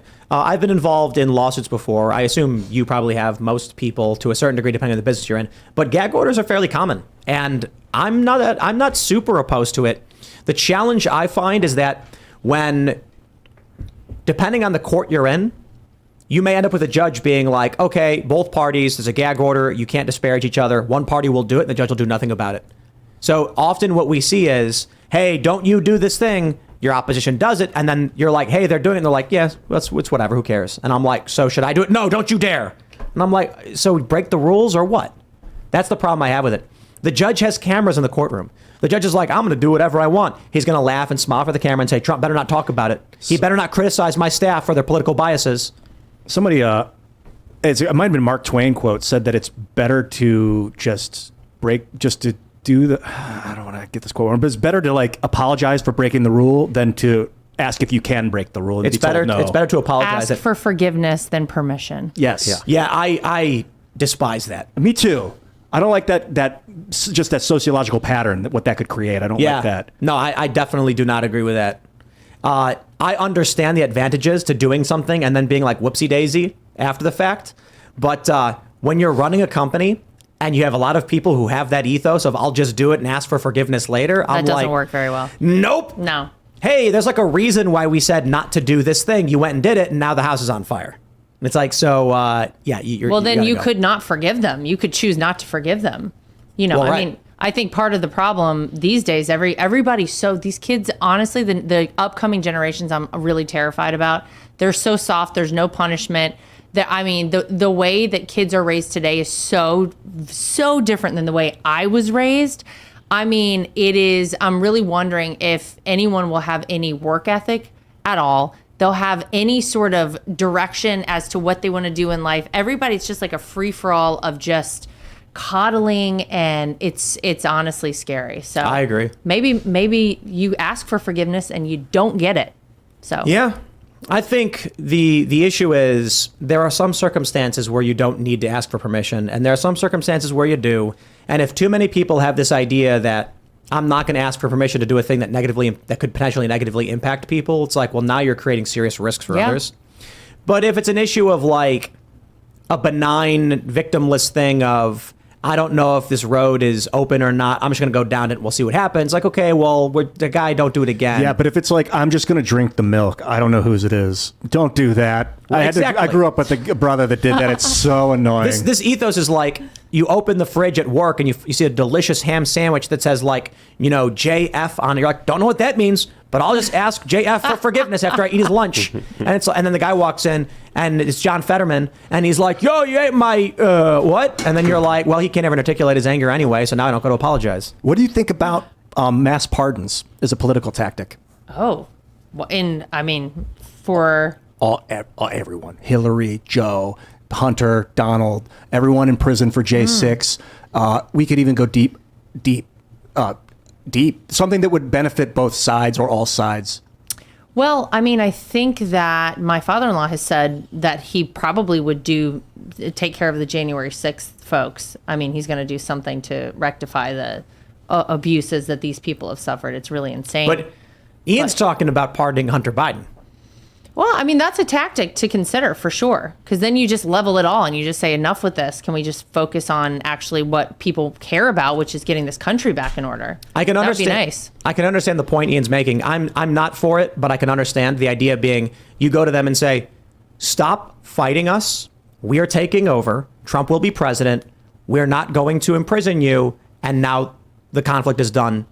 And the idea is right now they're leveling everything they have at Trump and Trump supporters in panic and desperation. Mm-hmm. And if Trump went and said, you guys leave right now, no more attacks on us. And when I'm president, we won't lock you up for the rest of your lives. You'll get to be rich and be comfortable, but we're done. We're in charge now. They might actually back down. I don't think they will is the issue. The problem too is, when you look at what is pretty obviously going on with the Bidens, it's really a national security issue at a certain point. How do you know that the decisions Joe Biden is making in the White House, and we know that is, we're being very kind by saying he's making decisions in the White House, he can barely string a sentence together, are based on what he thinks is best for the country and not what's best for the Biden pockets. You know what I mean? And so I think if what is being implied has happened with Joe and Hunter Biden, really selling this country out, that is a really awful place to find ourselves in the United States. And man, we never want to go back there. So we better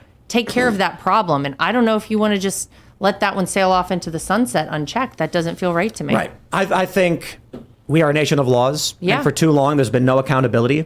And what they're doing, the more they do it, shows like we need to weed out the corruption through a legal process.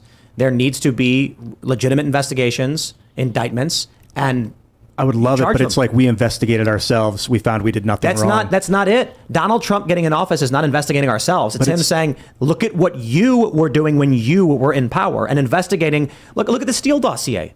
I was going to say, what about the FBI? What about the CIA? What about the DOJ itself? Like, if we just kind of say, we're going to just call it even here, we got to get to the heart of this. I mean, this stuff is so corrupt. It is so rotten at the core. To know that the CIA and the FBI have now meddled in 2 presidential elections, we know that. We can't just kind of turn around and be like, let's call it even. I feel like I know. So my answer is no. I think of it as like a hostage negotiation kind of at this point, because I'm tired of seeing everybody. Yeah. It's just so exhausting. And it is, as $5 trillion has been printed, and it's still Joe Biden versus Donald Trump. I'm getting tired of that, you guys. Like, we got to solve this if we're going to survive. We got Raybert G. Stanbert Jr. saying, I swear one day graphene will be a common material used all around the world, and Ian will be the old man screaming, you all called me crazy, waving his fist at the young people on their graphene hoverboards. Ian, how much did you pay him to write that? I wrote that. That's know. my super chat. No, I'm just kidding. What'll happen is I'll tell everyone I told you so once, but then you got to be humble and not be like, I'm the one that told everyone to do guys, it. Listen, you got to be listen. humble. Ian's going to have a gigantic 10-story tall vault where he will climb to the top and it'll be full of gold coins, and he will dive into it and swim around because he's invested in graphene stock.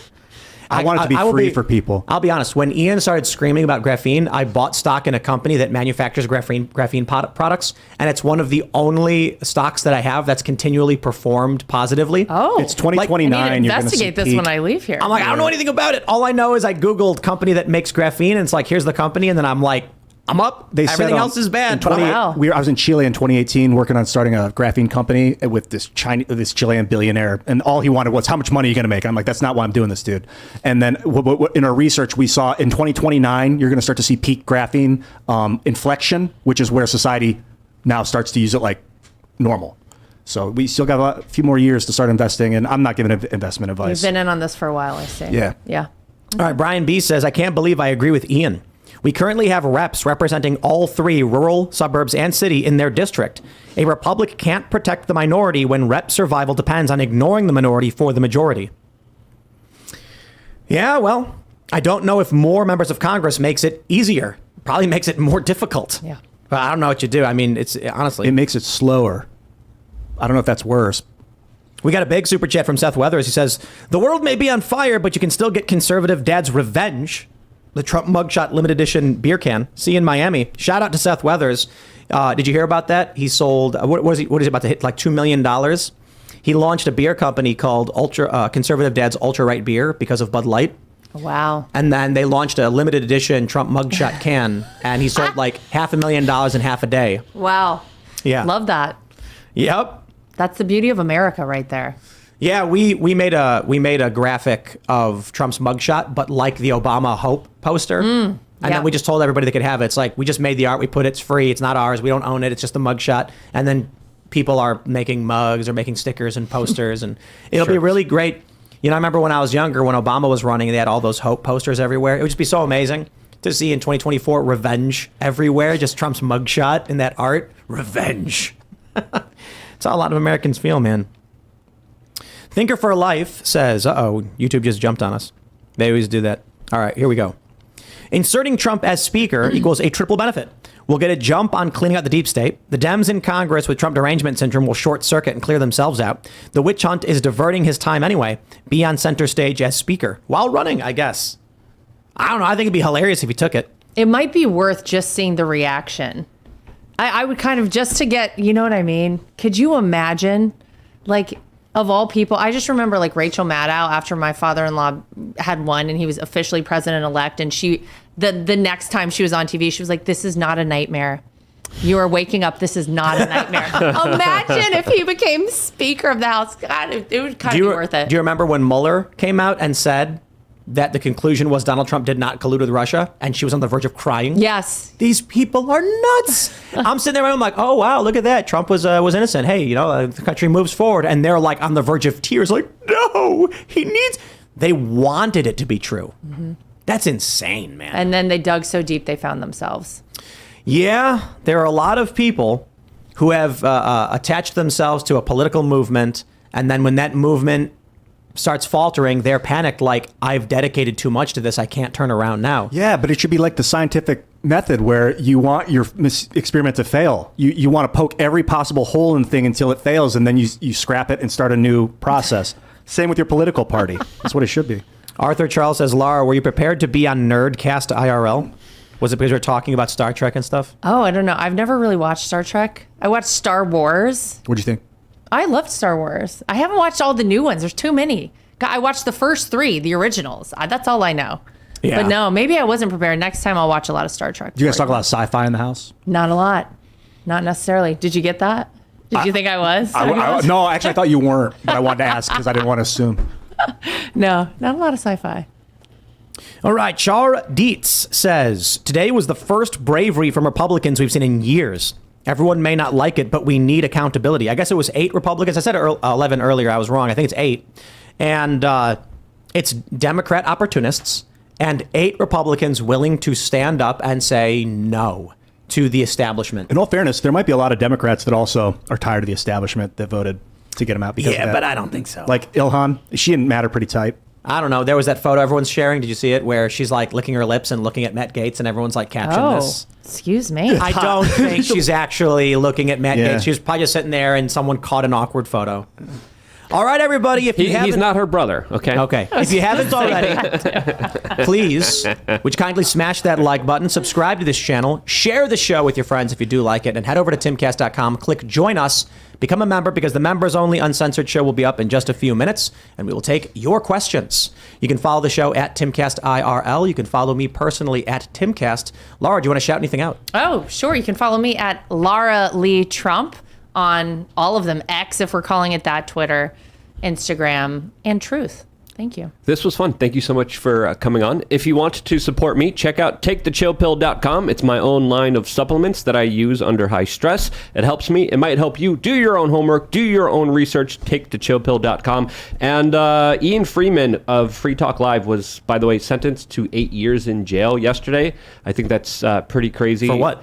Essentially selling Bitcoin without a license. Wow. I'm just generalizing the case here. Find out more about it and learn about this case on freekeen.com. And I think it's outrageous that he was sentenced to 8 years. You have a podcast or a show? I do, yes. The Right View. It's therightsview.com. You've heard of The View. This is about 180 degrees in the opposite direction. So we hope people get smarter watching it, not dumber. When is it? It's 3 days a week, Tuesdays, Wednesdays, and Thursdays. What time? 8 p.m. Eastern? Yes. Right Gosh, on. look at you. All I'm over on it. And when people follow you on Twitter, X, it's Lara Lee. It's LARALEA. Which you found out the hard way. Yes, I had to ask. Yes. I'm still humiliated. Thanks for coming, Laura. It's great to meet you, man. Thank you, guys. And thanks for letting me be weird, you guys. I promise you in 15 years, graphene will be normalized. I'm not going to be talking about it as much, and your machines will be a lot more lightweight. Ian really came from a time traveling machine, so Yes. he knows what. When I look into the sky, I see the future bounce back at me. So let's keep it going. Serge? Yeah, I'm just hanging out here. I'm ready for the after show when you guys are. All right, everybody. We will see you all over at timcast.com in a couple of minutes. Thanks for hanging out.